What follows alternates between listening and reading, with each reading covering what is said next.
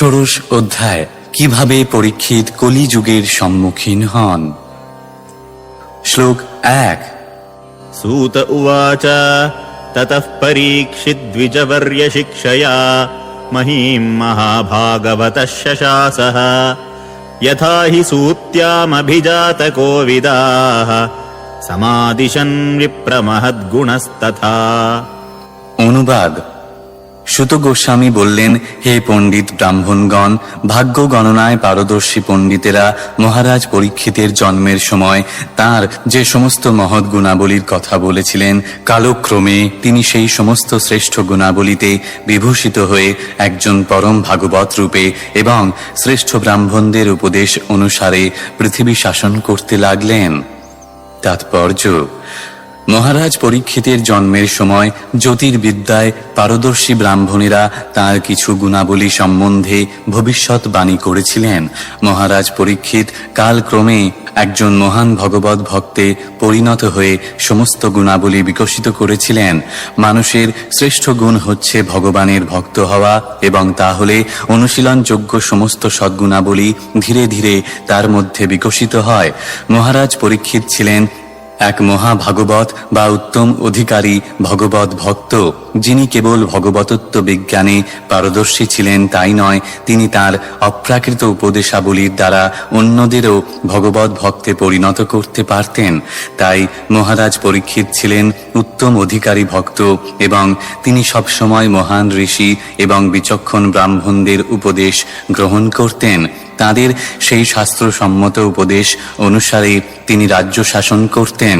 এই ধরনের মহান রাজারা জনসাধারণের ভোটে নির্বাচিত আধুনিক যুগের রাষ্ট্রনেতাদের থেকে অনেক বেশি দায়িত্বশীল ছিলেন, কারণ তাঁরা মহাজনদের কৃপাধন্য হয়ে তাঁদের বেদবিহিত উপদেশ অনুসারে রাজ্য শাসন করতেন।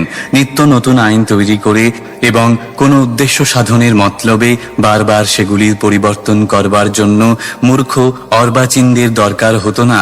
মনু, যাজ্ঞবল্ক্য, পরাশর প্রমুখ মুক্তিপ্রাণ মহর্ষিরা সমস্ত বিধি নিয়মাদির নির্দেশ দিয়ে গেছেন, এবং সেগুলি সর্বকালের এবং সর্বদেশের উপযোগী। সুতরাং সেই সমস্ত বিধি নিয়মাদি সম্পূর্ণরূপে সুনির্দিষ্ট মানসম্পন্ন এবং অভ্রান্ত। মহারাজ পরীক্ষিতের মতো রাজাদের মন্ত্রিমণ্ডলী এবং সভাসদেরা ছিলেন মহান ঋষিবর্গ অথবা সর্বোত্তম ব্রাহ্মণগণ। তারা কোনো বেতন নিতেন না, এবং তাদের এই ধরনের বেতনের কোনো প্রয়োজনই ছিল না।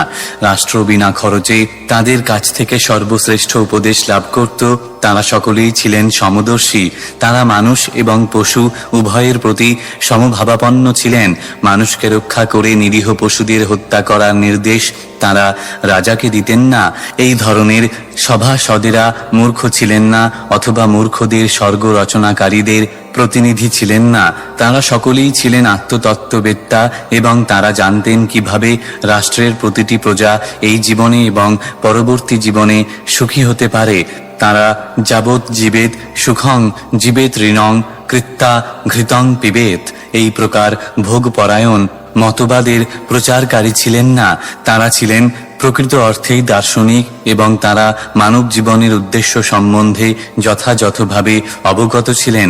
এই সব কর্তব্য সম্বন্ধে পূর্ণরূপে সচেতন থেকে রাজার মন্ত্রিমণ্ডলী রাজাকে যথাযথভাবে পথ নির্দেশ দিতেন, এবং ভগবত ভক্ত রাজা বা রাষ্ট্রনেতা রাষ্ট্রের যথার্থ কল্যাণ সাধনের জন্য পুঙ্খানুপুঙ্খভাবে সেই সমস্ত নির্দেশ পালন করতেন। মহারাজ যুধিষ্ঠির বা মহারাজ পরীক্ষিতের সময়ে রাষ্ট্র ছিল প্রকৃত কল্যাণব্রতী রাষ্ট্র, কারণ সেই রাষ্ট্রের মানুষ অথবা পশু কেউই অসুখী ছিল না। মহারাজ পরীক্ষিত ছিলেন পৃথিবীর কল্যাণব্রতী রাষ্ট্রের এক আদর্শ রাজা। শ্লোক 2। स उत्तरस्य तनयामुपयेम इरावतीं जनमे जयादींश्चतुरस्तस्यामुत्पादयत्सुतान्। অনুবাদ। মহারাজ পরীক্ষিত উত্তর নিরীপতির কন্যা ইরাবতীকে বিবাহ করেছিলেন, এবং সেই ইরাবতীর গর্ভে জনমেজয়াদি 4টি পুত্র জন্মগ্রহণ করেছিল। তাৎপর্য: মহারাজ উত্তর ছিলেন বিরাটের পুত্র এবং মহারাজ পরীক্ষিতের মাতুল। সেই সূত্রে মহারাজ উত্তরের কন্যা ইরাবতী ছিলেন মহারাজ পরীক্ষিতের মামাতো ভগিনী। তবে এক গোত্র না হলে মামাতো পিস্তুত ভাই বোনদের মধ্যে বিবাহ শাস্ত্রে অনুমোদিত হয়েছে। বৈদিক বিবাহ প্রথায় গোত্র বা বংশে অত্যন্ত গুরুত্ব দেওয়া হয়েছে। অর্জুনও সুভদ্রাকে বিবাহ করেছিলেন, যদিও সুভদ্রা ছিলেন তার মামাতো বোন। জনমেজয় মহারাজ পরীক্ষিতের বিখ্যাত পুত্র এবং একজন রাজর্ষি। তার মায়ের নাম ছিল ইরাবতী বা অন্য মতে মাদ্রবতী। মহারাজ জনমেজয়ের দুই পুত্র জ্ঞাতানিক এবং শঙ্কুকর্ণ। তিনি কুরুক্ষেত্রের পবিত্র তীর্থে বহু যজ্ঞ অনুষ্ঠান করেছিলেন। তার তিনজন কনিষ্ঠ ভাইয়ের নাম শ্রুতসেন, উগ্রসেন এবং দ্বিতীয় ভীমসেন। তিনি তক্ষশিলা আক্রমণ করেছিলেন এবং তক্ষকের দংশনে তার পিতার মৃত্যুর প্রতিশোধের নিমিত্ত তিনি তক্ষক সহ সমস্ত সর্পকুল বিনাশ করার উদ্দেশ্যে সর্পযজ্ঞ অনুষ্ঠান করেন। বহু প্রভাবশালী দেবতা এবং ঋষিদের অনুরোধে তিনি এই সর্পনিধন যজ্ঞ বন্ধ করেন। কিন্তু যজ্ঞ বন্ধ করলেও যজ্ঞে সমবেত সকলকেই যথাযথভাবে পুরস্কৃত করে সন্তুষ্ট করেছিলেন। সেই অনুষ্ঠানে মহামুনি ব্যাসদেব উপস্থিত ছিলেন এবং তিনি স্বয়ং মহারাজের সম্মুখে কুরুক্ষেত্রের যুদ্ধের ইতিহাস বর্ণনা করেন। পরে ব্যাসদেবের নির্দেশে তাঁর শিষ্য বৈশম্পায়ন রাজার কাছে মহাভারতের কাহিনী বর্ণনা করেন। তার পিতার অকাল মৃত্যুতে তিনি অত্যন্ত মর্মাহত হন এবং পুনরায় তাকে দর্শন করার জন্য অত্যন্ত উদ্গ্রীব হন। তাঁর সেই বাসনা পূর্ণ করেন। তার পিতা তার সম্মুখে উপস্থিত হন এবং তিনি তার পিতা ও ব্যাসদেব উভয়কে গভীর শ্রদ্ধা এবং আড়ম্বর সহকারে পূজা করেন। সম্পূর্ণরূপে তৃপ্ত হয়ে তিনি অত্যন্ত উদারতা সহকারে সেই যজ্ঞে উপস্থিত সমস্ত ব্রাহ্মণদের দান করেছিলেন। শ্লোক 3। আজহারাশ্বমেধাম স্ত্রীন গঙ্গায়াম ভূরি দক্ষিণান শারদ্বতম গুরুম কৃত্বা দেবায়ত্রাক্ষিগোচরাঃ। অনুবাদ: মহারাজ পরীক্ষিত কৃপাচার্যকে গুরু রূপে বরণ করে গঙ্গার তীরে 3টি অশ্বমেধ যজ্ঞ অনুষ্ঠান করেছিলেন। সেই যজ্ঞে তিনি প্রচুর দক্ষিণা দান করেছিলেন এবং এই যজ্ঞে সাধারণ মানুষেরাও স্বর্গের দেবতাদের দর্শন করতে পেরেছিলেন। তাৎপর্য: এই শ্লোকটি থেকে বোঝা যায় যে উচ্চতর লোকের অধিবাসীদের পক্ষে গ্রহ থেকে গ্রহান্তরে ভ্রমণ করা খুবই সহজ। পরাক্রমশালী রাজা মহারাজা কর্তৃক অনুষ্ঠিত যজ্ঞে যোগদান করার জন্য স্বর্গের দেবতাদের এই পৃথিবীতে আসার বহু বর্ণনা শ্রীমদ্ ভাগবতে রয়েছে। এই শ্লোকে আমরা দেখতে পাই যে মহারাজ পরীক্ষিতের অশ্বমেধ যজ্ঞে সাধারণ মানুষেরাও স্বর্গের দেবতাদের দেখতে পেয়েছিলেন। স্বর্গের দেবতারা সচরাচর সাধারণ মানুষের গোচরীভূত হন না, ঠিক যেমন ভগবান সকলের গোচরীভূত নন। কিন্তু ভগবান যেমন তাঁর অহেতুকী কৃপার প্রভাবে এই পৃথিবীতে অবতরণ করে সাধারণ মানুষের দৃষ্টিপথে প্রকাশিত হন, তেমনি স্বর্গের দেবতারাও তাঁদের স্বীয় কৃপাবশে সাধারণ মানুষের গোচরীভূত হয়েছিলেন। যদিও স্বর্গের দেবতারা পৃথিবীর অধিবাসীদের চর্মচক্ষে প্রকাশিত হন না, কিন্তু মহারাজ পরীক্ষিতের প্রভাবে দেবতারা দৃষ্টিপথে প্রকাশিত হয়েছিলেন। মেঘ যেমন বাড়ি বর্ষণ করে, এই সমস্ত যজ্ঞে রাজারা তেমনি উদারভাবে দান করতেন। মেঘ হচ্ছে জলেরই রূপান্তর, অথবা বলা যায় যে পৃথিবীর জলই মেঘে পরিণত হয়। তেমনি রাজারা প্রজাদের কাছ থেকে কর সংগ্রহ করে এই ধরনের যজ্ঞে তা দান করতেন। বৃষ্টি যেমন অঝোর ধারায় ঝরে এবং তখন মনে হয় যেন প্রয়োজনের অতিরিক্ত বাড়ি বর্ষণ হচ্ছে, তেমনি রাজারা যে দান করতেন তা নাগরিকদের প্রয়োজনের অতিরিক্ত বলেই মনে হতো। তৃপ্ত নাগরিকেরা কখনো রাজার বিরুদ্ধে বিদ্রোহ করে না এবং তাই তখনকার দিনে রাজতান্ত্রিক রাষ্ট্রের কোনো পরিবর্তন করার প্রয়োজন হতো না। মহারাজ পরীক্ষিতের মতো রাজাকেও সদ্গুরুর নির্দেশ গ্রহণ করার প্রয়োজন হতো। এইভাবে পরিচালিত না হলে পারমার্থিক জীবনে উন্নতি সাধন করা যায় না। গুরুকে অবশ্যই সদ্গুরু হতে হয় এবং আত্মতত্ত্ব জ্ঞান লাভেচ্ছু মানুষকে প্রকৃত সাফল্য লাভের জন্য অবশ্যই সদ্গুরুর আশ্রয় গ্রহণ করতে হয়। শ্লোক 4। নিজগ্রাহৌজসা বীরঃ কলিম দিগ্বিজয়ে ক্বচিৎ নৃপলিঙ্গধরম শূদ্রম ঘ্নন্তম গোমিথুনম পদা। অনুবাদ: এক সময় মহারাজ পরীক্ষিত যখন পৃথিবী জয় করতে বেরিয়েছিলেন, তখন তিনি দেখতে পান রাজবেশধারী এক শূদ্রাধম কলি একটি গাভী এবং একটি বৃষকে পায়ে আঘাত করছে। রাজা তৎক্ষণাৎ তাকে ধরে উপযুক্ত দণ্ড দান করতে উদ্যত হন। তাৎপর্য: মহারাজ পরীক্ষিত নিজের মহিমা প্রচার করার জন্য পৃথিবী জয় করতে বেরোননি। তিনি সিংহাসনে আরোহণ করার পর পৃথিবী জয় করতে বেরিয়েছিলেন, অন্য রাষ্ট্রকে আক্রমণ করার জন্য নয়। তিনি ছিলেন সারা পৃথিবীর সম্রাট এবং সমস্ত ক্ষুদ্র ক্ষুদ্র রাষ্ট্রগুলি ইতিমধ্যেই তার অধীনস্থ হয়েছিল। তিনি বেরিয়েছিলেন ভগবানকে কেন্দ্র করে রাষ্ট্রগুলি পরিচালিত হচ্ছে কিনা তা দেখবার উদ্দেশ্যে। ভগবানের প্রতিনিধি হওয়ার ফলে রাজার কর্তব্য হচ্ছে যথাযথভাবে ভগবানের ইচ্ছা সম্পাদন করা। তার কার্যকলাপে স্বীয় মহিমা প্রচারের কোনো প্রশ্ন ওঠে না। তাই মহারাজ পরীক্ষিত যখন দেখলেন যে রাজবেশ পরিহিত একটি শূদ্র একটি গাভী এবং একটি বৃষের পায়ে আঘাত করছে, তখন তিনি তৎক্ষণাৎ তাকে বন্দী করে দণ্ড প্রদান করেন। সবচেয়ে গুরুত্বপূর্ণ পশু গাভীকে নির্যাতন করা হলে রাজা কখনোই তা সহ্য করতে পারেন না। তেমনি সমাজের সবচেয়ে গুরুত্বপূর্ণ মানুষ ব্রাহ্মণদের প্রতি অশ্রদ্ধা তিনি কখনোই সহ্য করতে পারেন না। মানব সভ্যতার উদ্দেশ্য হচ্ছে ব্রাহ্মণ্য সংস্কৃতির প্রগতি সাধন করা এবং তা করতে হলে গোরক্ষা অবশ্য কর্তব্য। দুধ একটি অলৌকিক খাদ্য, কারণ তাতে মানব দেহের প্রয়োজনীয় সবকটি ভিটামিন রয়েছে। ব্রাহ্মণ্য সংস্কৃতির প্রগতি হয় তখনই যখন মানুষ সত্ত্বগুণে বিকশিত হওয়ার শিক্ষা লাভ করে এবং সেই জন্য দুধ, ফল এবং শস্যজাত খাদ্যের প্রয়োজনীয়তা সবচেয়ে অধিক। একজন রাজবেশধারী কৃষ্ণবর্ণ শূদ্রকে মানব সমাজের সবচেয়ে হিতকারী পশু গাভীকে নির্যাতন করতে দেখে পরীক্ষিত মহারাজ অত্যন্ত আশ্চর্য হয়েছিলেন। কলিযুগ মানেই হচ্ছে অরাজকতা এবং কলহ, আর এই অরাজকতা এবং কলহের মূল কারণ হচ্ছে নিম্ন শ্রেণীর নিষ্কর্মা মানুষেরা, যাদের কোনো রকম উচ্চ আকাঙ্ক্ষা নেই। তারা রাষ্ট্রের কর্ণধারের ভূমিকা গ্রহণ করে। রাজপদে অধিষ্ঠিত হয়ে এই ধরনের মানুষেরা সর্বপ্রথমে গাভী এবং ব্রাহ্মণ্য সংস্কৃতিকে আঘাত করে এবং তার ফলে সমগ্র সমাজ নরকগামী হয়। উপযুক্ত শিক্ষায় শিক্ষিত মহারাজ পরীক্ষিত এই পৃথিবীর সমস্ত কলহের মূল কারণ উপলব্ধি করেছিলেন।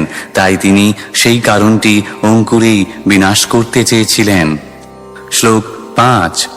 শৌনক উবাচ কস্য হেতোর্নিজগ্রাহ কলিম দিগ্বিজয়ে নৃপঃ নৃতেব চিহ্নধৃক্ষূদ্রকোऽসৌ গাম যঃ পদাহনৎ তৎকথ্যতাম মহাভাগ यदि কৃষ্ণকথাশ্রয়ম। অনুবাদ: শৌনক ঋষি জিজ্ঞাসা করলেন, সেই শূদ্রাধম রাজবেশ ধারণ করে গাভীকে তার পদাঘাত করা সত্ত্বেও মহারাজ পরীক্ষিত কেন তাকে কেবলই সামান্য দণ্ড দান করেছিলেন? এই সমস্ত ঘটনা যদি কৃষ্ণ সম্বন্ধীয় হয় তাহলে দয়া করে আপনি আমাদের কাছে তা বর্ণনা করুন।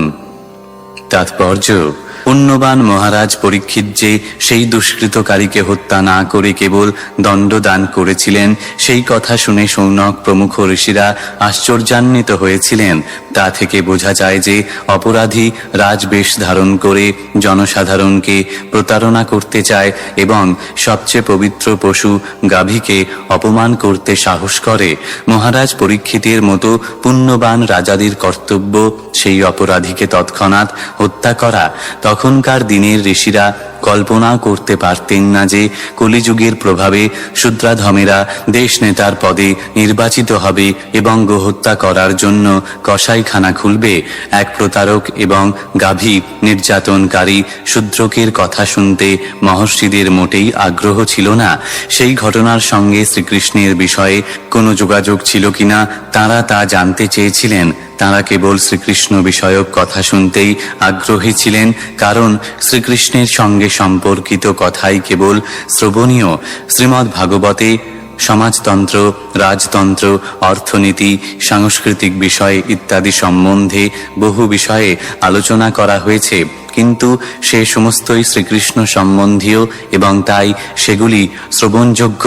শ্রীকৃষ্ণের সম্পর্কে সবকিছুই, তা যাই হোক না কেন, পবিত্র হয়ে যায়। এই জড় জগতে প্রকৃতির তিনটি গুণের প্রভাবে সবকিছুই কলুষিত, তবে শ্রীকৃষ্ণ হচ্ছেন পরম পবিত্রকারী মাধ্যম। শ্লোক 6। अथवास्य पदाम्भोजमकरन्दलिहां सताम् किमन्यैरसदालापैरायुषो यदसद्व्ययः। অনুবাদ: ভগবত ভক্তেরা ভগবানের শ্রীপাদপদ্মের মধু লেহনকারী যে সমস্ত বিষয় কেবল মানুষের মূল্যবান জীবনের অপচয় করে, সেই সমস্ত বিষয়ের কি প্রয়োজন? তাৎপর্য: ভগবান শ্রীকৃষ্ণ এবং তার ভক্তেরা উভয় চিন্ময় স্তরে অধিষ্ঠিত, তাই শ্রীকৃষ্ণ এবং তার শুদ্ধ ভক্ত উভয়ের কথাই সমভাবে মঙ্গলময়। কুরুক্ষেত্রের যুদ্ধ ছিল রাজনীতি এবং কূটনীতিতে পূর্ণ, কিন্তু যেহেতু তা শ্রীকৃষ্ণের সঙ্গে সম্পর্কিত, তাই শ্রীমদ্ ভগবদ্ গীতা সারা পৃথিবী জুড়ে সসম্মানের সঙ্গে আদৃত হয়। রাজনীতি, অর্থনীতি, সমাজনীতি ইত্যাদি বিষয়ীদের কাছে জড়বাদী বিষয় বলে মনে হলেও সেগুলি বর্জন করা উচিত নয়। ভগবানের সঙ্গে সম্পর্কিত শুদ্ধ ভক্তের কাছে এই সমস্ত জড় বিষয়ও ভগবানের সেবায় যুক্ত হওয়ার ফলে চিন্ময় হয়ে ওঠে। আমরা পাণ্ডবদের কাহিনী শ্রবণ করেছি এবং এখন আমরা মহারাজ পরীক্ষিতের কাহিনী আলোচনা করছি, কিন্তু যেহেতু এই সমস্ত বিষয়ই পরমেশ্বর ভগবান শ্রীকৃষ্ণ সম্পর্কিত, তাই সেগুলি চিন্ময় এবং তা শ্রবণ করতে ভগবানের শুদ্ধ ভক্তেরা অত্যন্ত আগ্রহী। ভীষ্মদেবের প্রার্থনা আলোচনাকালে সেই কথা আমরা ইতিমধ্যেই আলোচনা করেছি। আমাদের আয়ু খুব বেশি নয় এবং কখন যে সবকিছু ত্যাগ করে পরবর্তী স্তরে যাওয়ার আদেশ আসবে সেই সম্বন্ধেও কোনো নিশ্চয়তা নেই। তাই শ্রীকৃষ্ণের সম্পর্কবিহীন বিষয়ে যাতে আমাদের জীবনের একটি মুহূর্তেরও অপচয় না হয়, সেই সম্পর্কে সচেতন থাকা আমাদের কর্তব্য। যে কোনো বিষয়ে তা সে যতই শুনতে ভালো লাগুক, শ্রীকৃষ্ণের সঙ্গে সম্পর্কিত না হলে তা শ্রবণযোগ্য নয়। ভগবান শ্রীকৃষ্ণের নিত্যধাম গোলক বৃন্দাবনের আকৃতি একটি পদ্মের কোরকের মতো। ভগবান যখনই এই জড় জগতে অবতরণ করেন, তখনই তার সঙ্গে তার ধামও যথাযথরূপে প্রকাশিত হন। তাই তাঁর শ্রীপাদপদ্ম সর্বদাই সেই বিশাল পদ্মের কোরকের ওপরেই অবস্থান করে থাকে। তার পদদ্বয়ও পদ্মেরই মতো সুন্দর, তাই বলা হয় ভগবান শ্রীকৃষ্ণের শ্রীপাদপদ্ম সদৃশ। জীব তাঁর স্বরূপে নিত্য সত্তা বিশিষ্ট বলা যেতে পারে। জরা প্রকৃতির সংস্পর্শে আসার ফলে সে জন্ম মৃত্যুর আবর্তে পতিত হয়। জরা প্রকৃতির সেই বন্ধন থেকে মুক্ত হলে জীব তার নিত্য আলোয় ভগবত ধামে ফিরে যাওয়ার যোগ্যতা অর্জন করে। যারা জড়দেহের পরিবর্তন না করে নিত্য জীবন লাভ করতে চায়, তাদের ভগবান শ্রীকৃষ্ণ এবং তার ভক্তদের কথা ছাড়া অন্য কোনো বিষয়ে একটি মুহূর্ত নষ্ট করা উচিত নয়। শ্লোক 7। क्षुद्रायुषां नृणामङ्ग मर्त्यानामृतमिच्छताम् इहोपहूतो भगवान् मृत्युः शामित्रकर्मणि। অনুবাদ: হে সুত গোস্বামী, কিছু মানুষ অবশ্যম্ভাবী মৃত্যুর কবল থেকে মুক্ত হয়ে নিত্য জীবন লাভের প্রয়াস করেন। তারা মৃত্যুর নিয়ন্তা যমরাজকে আহ্বান করে মৃত্যুর করালো গ্রাস থেকে রক্ষা পান। তাৎপর্য: জীব যতই নিম্নতর পশু জীবন থেকে উচ্চতর বুদ্ধিমত্তা সম্পন্ন মনুষ্য জীবনে ক্রমে ক্রমে উন্নতি লাভ করে, ততই সে মৃত্যুর করাল গ্রাস থেকে মুক্ত হওয়ার জন্য আকুল হয়। আধুনিক বিজ্ঞানীরা চিকিৎসা এবং রাসায়নিক জ্ঞানের উন্নতি সাধন করার মাধ্যমে মৃত্যুকে জয় করার চেষ্টা করছে, কিন্তু হায়, মৃত্যুর নিয়ন্তা যমরাজ এতই নিষ্ঠুর যে তিনি সেই সমস্ত বিজ্ঞানীদের পর্যন্ত রেহাই দেন না। সেই সমস্ত বিজ্ঞানীরা যারা বৈজ্ঞানিক জ্ঞানের উন্নতি সাধনের মাধ্যমে মৃত্যুকে জয় করার প্রতিশ্রুতি দেয়, যমরাজ যখন ডাক দেন তখন তাদেরও মৃত্যুর শিকার হতে হয়। মৃত্যুকে জয় করার কথা বলে আর কি হবে? কেউই এক মুহূর্তের জন্য কারো স্বল্প আয়ু বাড়িয়ে নিতেও পারে না। যমরাজের এই নিষ্ঠুর সংহারের পন্থা তখনই কেবল রোধ করা যায় যখন ভগবানের দিব্য নাম শ্রবণ এবং কীর্তন করার জন্য তাকে আহ্বান করা হয়। যমরাজ ভগবানের মহান ভক্ত এবং ভগবানের প্রেমময়ী সেবায় সর্বদা যুক্ত। ভগবত ভক্তি চর্চায় সতত নিয়োজিত শুদ্ধ ভক্তেরা যখন তাকে কীর্তনে এবং যজ্ঞে যোগদান করার জন্য আমন্ত্রণ জানান, তখন তিনি অত্যন্ত প্রীত হন। তাই শৌনক প্রমুখ মহর্ষিরা নৈমিষারণ্যের যজ্ঞা অনুষ্ঠানে যমরাজকে আমন্ত্রণ জানিয়েছিলেন। যারা মরতে চায় না তাদের জন্য এটাই ছিল মঙ্গলপ্রদ।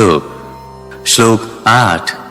न कश्चिन्म्रियते तावद्यावदास्त इहान्तकः एतदर्थं हि भगवानाहूतः परमर्षिभिः अहो नृलोके पीयेत हरिलीलामृतं वचः।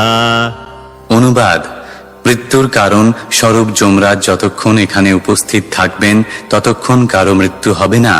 ভগবানের প্রতিনিধি মৃত্যুর নিয়ন্তা যমরাজকে মহর্ষিরা সেখানে আমন্ত্রণ জানিয়েছিলেন। যারা তাঁর কবলিত তাদের কর্তব্য পরমেশ্বর ভগবানের অমৃতময় লীলাসমূহের বর্ণনা শ্রবণ করার সুযোগ গ্রহণ করা। তাৎপর্য: প্রতিটি মানুষই মৃত্যুবরণ অপছন্দ করে, কিন্তু মৃত্যুর হাত থেকে কিভাবে উদ্ধার পাওয়া যায় তা মানুষ জানে না। মৃত্যুর হাত থেকে উদ্ধার পাওয়ার সবচেয়ে সরল এবং নিশ্চিত পন্থা হচ্ছে শ্রীমদ্ ভাগবতে সুসংবদ্ধভাবে বর্ণিত ভগবানের অমৃতময় লীলাসমূহ শ্রবণ করা।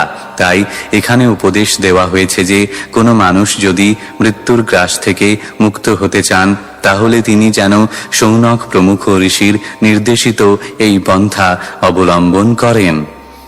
শ্লোক 9। मन्दस्य मन्दप्रज्ञस्य वयो मन्दायुषश्च वै निद्रया ह्रियते नक्तं दिवा च व्यर्थकर्मभिः। অনুবাদ: স্বল্প বুদ্ধি এবং স্বল্প আয়ু বিশিষ্ট অলস মানুষেরা নিদ্রার দ্বারা তাদের রাত্রি অতিবাহিত করে এবং অর্থহীন কার্যকলাপে দিন অতিবাহিত করে।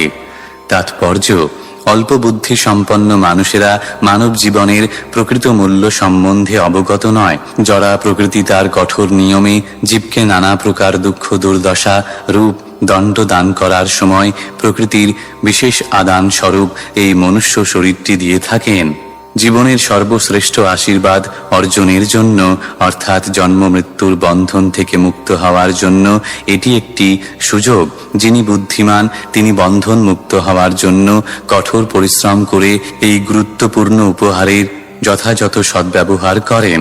কিন্তু অল্প বুদ্ধি সম্পন্ন মানুষেরা অলস এবং জড়বন্ধন থেকে মুক্ত হওয়ার জন্য প্রদত্ত এই মানব শরীরের মূল্য বুঝতে অক্ষম। তাই তারা অনিত্য জড় শরীরটি ইন্দ্রিয় সুখের জন্য সারা জীবন কঠোর পরিশ্রম করে তথাকথিত অর্থনৈতিক উন্নতি সাধনে অধিক তৎপর হয়। প্রকৃতির নিয়মে নিম্ন স্তরের পশুরাও ইন্দ্রিয় তর্পণের সুযোগ পায়, তেমনি মানুষেরাও তাদের পূর্ব জীবন এবং বর্তমান জীবনের কর্ম অনুসারে কিছু পরিমাণ ইন্দ্রিয় সুখ ভোগ করতে পায়। তবে মানুষের পক্ষে বোঝা অবশ্য কর্তব্য যে ইন্দ্রিয় সুখ ভোগ মানব জীবনের চরম উদ্দেশ্য নয়। এখানে বলা হয়েছে যে দিনের বেলায় তারা অনর্থক কার্যকলাপে লিপ্ত থাকে, যেহেতু তাদের জীবনের উদ্দেশ্য ইন্দ্রিয় তর্পণ ছাড়া আর কিছুই নয়। আমরা দেখতে পাই বড় বড় শহরে এবং শিল্পী নগরগুলিতে মানুষেরা কিভাবে অর্থহীন কার্যকলাপে পরিশ্রম করে। মানুষের শক্তি দিয়ে কত কিছু তৈরি করা হচ্ছে, কিন্তু সেই সমস্তই হচ্ছে ইন্দ্রিয় সুখের উদ্দেশ্যে, জড় জগতের বন্ধন থেকে মুক্ত হওয়ার জন্য কোনো কিছুই নয়। আর দিনের বেলায় কঠোর পরিশ্রম করার পর ক্লান্ত মানুষ রাত্রে নিদ্রা যায় অথবা যৌন চর্চায় লিপ্ত হয়। সেটাই হলো অল্প বুদ্ধি সম্পন্নদের জন্য জড় জাগতিক সভ্যতার জীবনধারা। তাই এখানে তার অলস, দুর্ভাগা এবং স্বল্পায়ু বলে নির্ণীত হয়েছে। শ্লোক 10। सूत उवाच यदा परीक्षित् कुरुजाङ्गले वसत् कलिं प्रविष्टं निजचक्रवर्तिते निशम्य वार्तामनतिप्रियां ततः शरासनं संयुगशौण्डिराददे। অনুবাদ: সুত গোস্বামী বললেন, মহারাজ পরীক্ষিত যখন কুরু সাম্রাজ্যের রাজধানীতে অবস্থান করছিলেন, তখন কলিযুগের লক্ষণাদি তার রাজ্যে অনুপ্রবেশ করতে শুরু করে। সেই সংবাদ তিনি যখন পান, তখন তার কাছে তা মোটেই প্রীতিপ্রদ বলে মনে হয়নি। অবশ্য তার ফলে তিনি সংগ্রাম করার একটি সুযোগ পেয়েছিলেন। তিনি তার ধনুর্বাণ তুলে নিয়ে সামরিক কার্যকলাপে প্রবৃত্ত হবার জন্য প্রস্তুত হয়েছিলেন। তাৎপর্য: মহারাজ পরীক্ষিতের রাজ্য এত সুন্দরভাবে পরিচালিত হচ্ছিল যে তিনি শান্তিপূর্ণভাবে তার রাজধানীতে অবস্থান করছিলেন। কিন্তু তিনি যখন সংবাদ পেলেন যে কলিযুগের লক্ষণাদি তার রাজ্যে অনুপ্রবেশ করেছে, তখন তিনি অসন্তুষ্ট হয়েছিলেন। কলিযুগের লক্ষণগুলি কি কি? সেগুলি হচ্ছে: 1. অবৈধ স্ত্রীসঙ্গ, 2. আমিষ আহার, 3. মাদক দ্রব্যের নেশা এবং 4. দ্রুতক্রীড়া। কলির আক্ষরিক অর্থ হচ্ছে কলহ, এবং উপরোক্ত 4টি লক্ষণ মানব সমাজের সমস্ত কলহের মূল কারণ। পরীক্ষিত মহারাজ সংবাদ পেয়েছিলেন যে তার রাজ্যের কিছু মানুষ ইতিমধ্যেই এই সমস্ত লক্ষণাক্রান্ত হয়েছে, এবং তিনি তৎক্ষণাৎ তার প্রতিকার করার জন্য তৎপর হয়েছিলেন। তা থেকে বোঝা যায় যে অন্তত মহারাজ পরীক্ষিতের রাজ্যকাল পর্যন্ত জনসাধারণের কাছে এই সমস্ত আচরণগুলি জানা ছিল না। কিন্তু তার স্বল্প আভাস পাওয়া মাত্রই পরীক্ষিত মহারাজ অশান্তির সেই কারণগুলির বিরুদ্ধে ব্যবস্থা গ্রহণ করতে চেয়েছিলেন। সংবাদটি তার কাছে প্রীতিপ্রদ মনে হয়নি, কিন্তু সেই সঙ্গে তিনি সংগ্রাম করার একটা সুযোগ পাওয়ায় আনন্দিত হয়েছিলেন। ক্ষুদ্র রাষ্ট্রগুলির সঙ্গে যুদ্ধ করার কোনো প্রয়োজন ছিল না, কারণ তার অধীনে সকলেই সুখে শান্তিতে ছিল। কিন্তু দুষ্কৃতকারী কলি তাকে যুদ্ধ করার সুযোগ দিয়েছিল। আদর্শ ক্ষত্রিয় রাজা যুদ্ধ করার সুযোগ পেলে অত্যন্ত উৎফুল্ল হন, ঠিক যেমন খেলবার সুযোগ পেলে খেলোয়াড়েরা আনন্দিত হয়। কলিযুগে কলির এই সমস্ত লক্ষণগুলি অবধারিত বলে যদি কেউ যুক্তি দেয়, তবে তা হবে অসঙ্গত। তা যদি হতো, তাহলে এই সমস্ত লক্ষণগুলির বিরুদ্ধে পরীক্ষিত মহারাজ সংগ্রাম করেছিলেন কেন? অলস এবং দুর্ভাগা মানুষেরা এই ধরনের যুক্তি প্রদর্শন করে। বর্ষাকালে বর্ষা অবশ্যম্ভাবী, কিন্তু তবুও মানুষ সেই বৃষ্টি থেকে নিজেদের রক্ষা করার ব্যবস্থা করে। তেমনি কলিযুগে উল্লিখিত লক্ষ্যগুলি সমাজ ব্যবস্থায় প্রবেশ করবেই, কিন্তু তা সত্ত্বেও রাষ্ট্রনেতাদের কর্তব্য কলির সেই প্রভাব থেকে নাগরিকদের রক্ষা করা। মহারাজ পরীক্ষিত কলির প্রভাবে প্রভাবিত দুষ্কৃতকারীদের দণ্ডদান করতে চেয়েছিলেন, এবং তার ফলে নিষ্পাপ এবং ধর্মপরায়ণ নিরীহ নাগরিকদের রক্ষা করার ব্যবস্থা করেছিলেন। রাজার কর্তব্য এইভাবে প্রজাদের রক্ষা করা, এবং কলির বিরুদ্ধে পরীক্ষিত মহারাজের যুদ্ধের প্রস্তুতি সম্পূর্ণরূপে ন্যায়সঙ্গত ছিল। শ্লোক 11। स्वलङ्कृतं श्यामतुरङ्गयोजितं रथं मृगेन्द्रध्वजमाश्रितः पुरात् वृतो रथाश्वद्विपपत्तियुक्तया स्वसेनया दिग्विजयाय निर्गतः। অনুবাদ: মহারাজ পরীক্ষিত রথী, অশ্বারোহী, গজ এবং পদাতিক সৈন্য পরিবৃত হয়ে কৃষ্ণবর্ণ অশ্বচালিত এবং সিংহ চিহ্নিত ধ্বজা শোভিত রথে চড়ে দিগ্বিজয়ের উদ্দেশ্যে নগরী থেকে বাহির হলেন। তাৎপর্য: তার পিতামহ অর্জুনের সঙ্গে মহারাজ পরীক্ষিতের কিছু পার্থক্য হচ্ছে এই যে শ্বেত অশ্বের পরিবর্তে তার রথ কৃষ্ণ অশ্বে যোজিত ছিল, এবং হনুমান চিহ্নের পরিবর্তে তার ধ্বজা সিংহ চিহ্নিত ছিল। সুসজ্জিত রথ, অশ্ব, গজ এবং পদাতিক সৈন্য পরিবৃত হয়ে মহারাজ পরীক্ষিতের সেই রাজকীয় শোভাযাত্রা যে কেবল দর্শনীয় ছিল তাই নয়, তা যুদ্ধক্ষেত্রের মাঝেও সৌন্দর্যের পরিচায়ক এক সভ্যতার নিদর্শন হয়েছিল। শ্লোক 12। भद्राश्वं केतुमालं च भारतं चोत्तरान् कुरून् किं पुरुषादीनि वर्षाणि विजित्य जगृहे बलिम्। অনুবাদ: মহারাজ পরীক্ষিত ভদ্রাশ্ব, কেতুমাল, ভারত, উত্তর কুরুজাঙ্গল, কিমপুরুষ ইত্যাদি পৃথিবীর সমস্ত অংশ বা বর্ষ জয় করে সেই সমস্ত দেশের শাসকদের কাছ থেকে উপঢৌকনাদি আদায় করেছিলেন। তাৎপর্য: ভদ্রাশ্ব মেরু পর্বতের সন্নিকটবর্তী একটি দ্বীপ। মহাভারতে ভীষ্ম পর্ব অধ্যায় 7 শ্লোক 14 থেকে 18। এই দ্বীপটির বর্ণনা রয়েছে। ধৃতরাষ্ট্রের কাছে সঞ্জয় তা বর্ণনা করেন।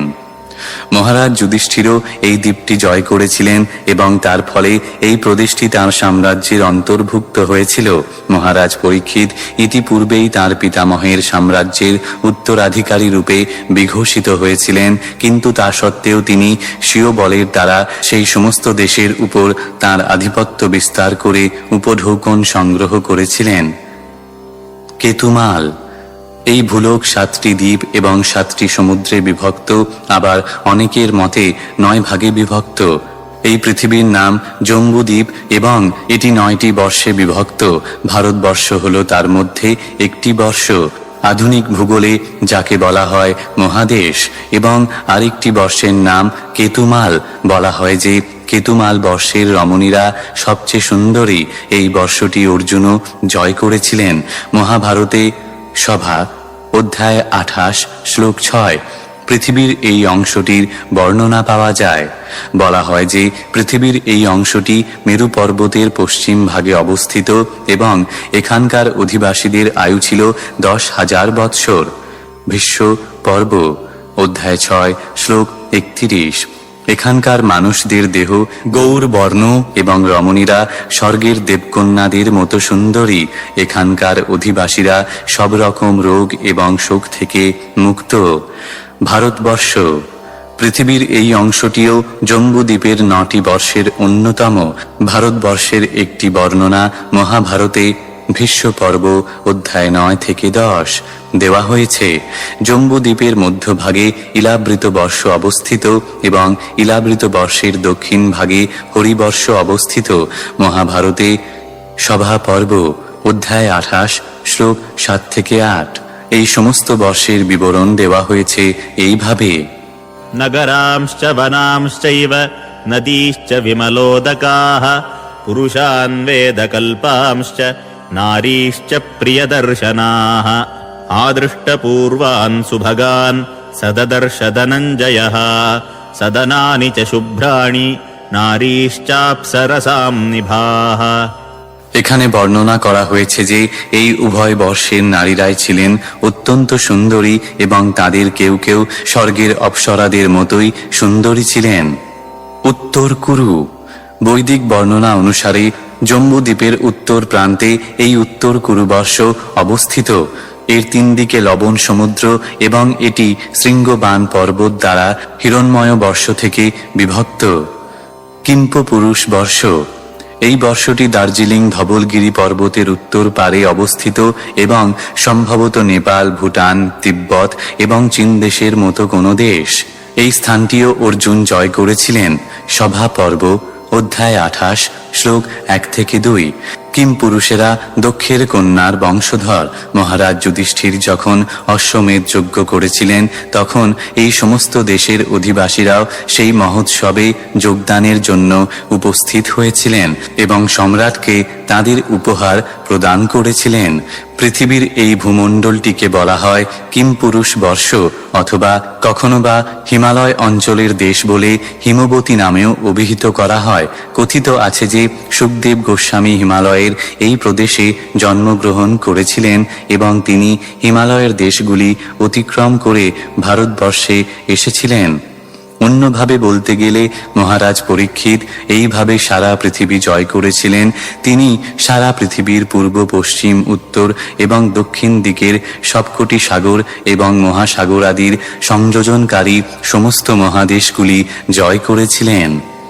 শ্লোক 13 থেকে 15 তত্র তত্রোপশৃণ্বানঃ স্বপূর্বেষাং মহাত্মনাং প্রগীয়মাণং চ যশঃ কৃষ্ণমাহাত্ম্যসূচকम् আত্মাनं চ পরিত্রাতমশ্বত্থানোস্ত্রতেজসः স্নেহं চ वृष्णिपार्थानां तेषां भक्तिं च केशवे तेभ्यः परमसन्तुष्टः प्रीत्युज्जृम्भितलोचनः महाधनानि वासांसि ददौहारान् महामनाः।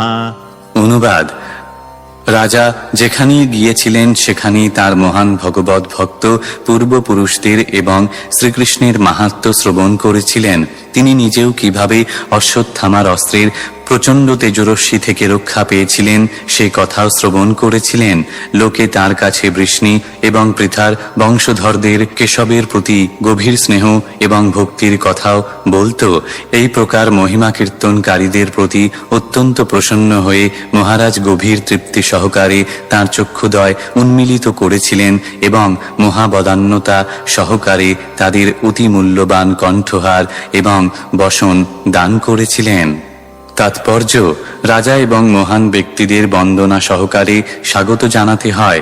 অবিস্মরণীয় কাল ধরে এই প্রথা চলে আসছে এবং যেহেতু মহারাজ পরীক্ষিত ছিলেন পৃথিবীর সুবিদিত সম্রাটের একজন, তাই তিনি পৃথিবীর সর্বত্র যেখানেই গেছেন সেখানেই তাকে এইভাবে বন্দনা সহকারে স্বাগত জানানো হয়েছিল। সেই স্বাগত বন্দনার মূল বিষয় ছিলেন শ্রীকৃষ্ণ।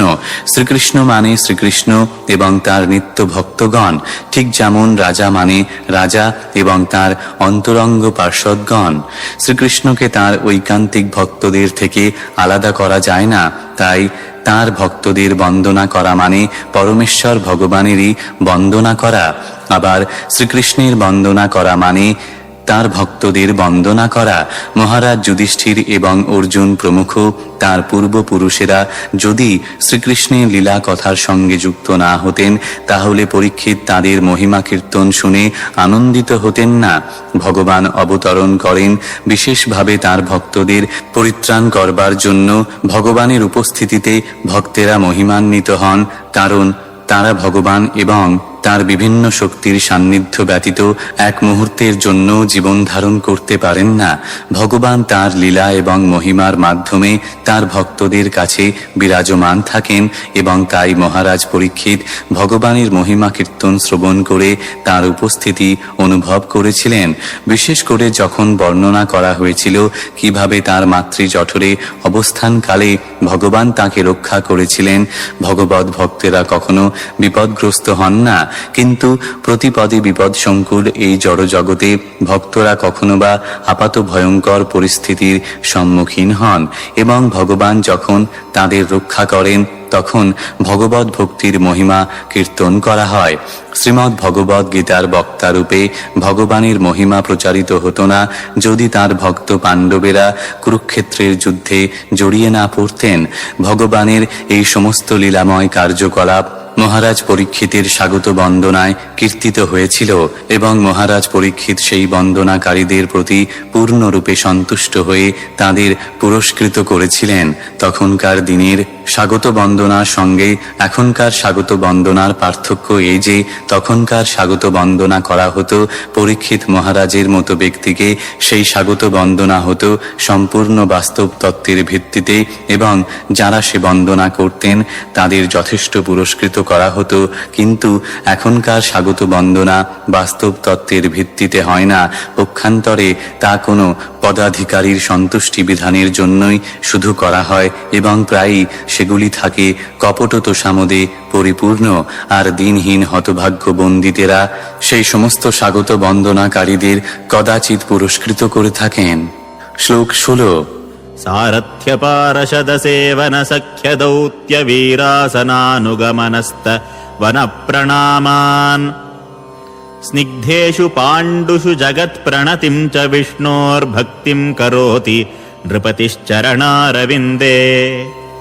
অনুবাদ: মহারাজ পরীক্ষিত শুনেছিলেন যে ভগবান শ্রীকৃষ্ণ যিনি সারা জগতে মান্য, তিনি তার অহেতুকী কৃপাবশে তার প্রিয় পাণ্ডুপুত্রদের সারথ্য বরণ করেছিলেন, দৌত্য করেছিলেন, সম্মুখ রূপে তাদের সহচর হয়েছিলেন, রাত্রে উন্মুক্ত তরবারি হস্তে তাদের প্রহরী হয়েছিলেন এবং এইভাবে তাদের ইচ্ছা অনুসারে তাদের নানা প্রকার সেবা করেছিলেন।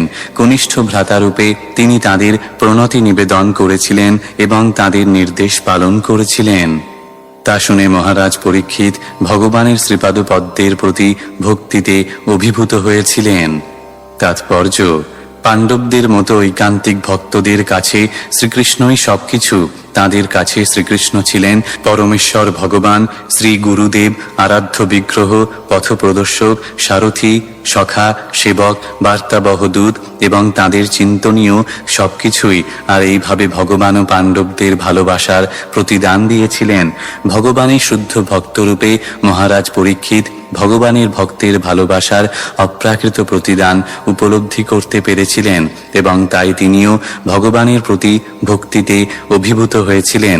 শুদ্ধ ভক্তের সঙ্গে ভগবানের ভাবের আদান প্রদান উপলব্ধি করার মাধ্যমে অনায়াসে এই জড়জগতের বন্ধন থেকে মুক্তি লাভ করা যায়।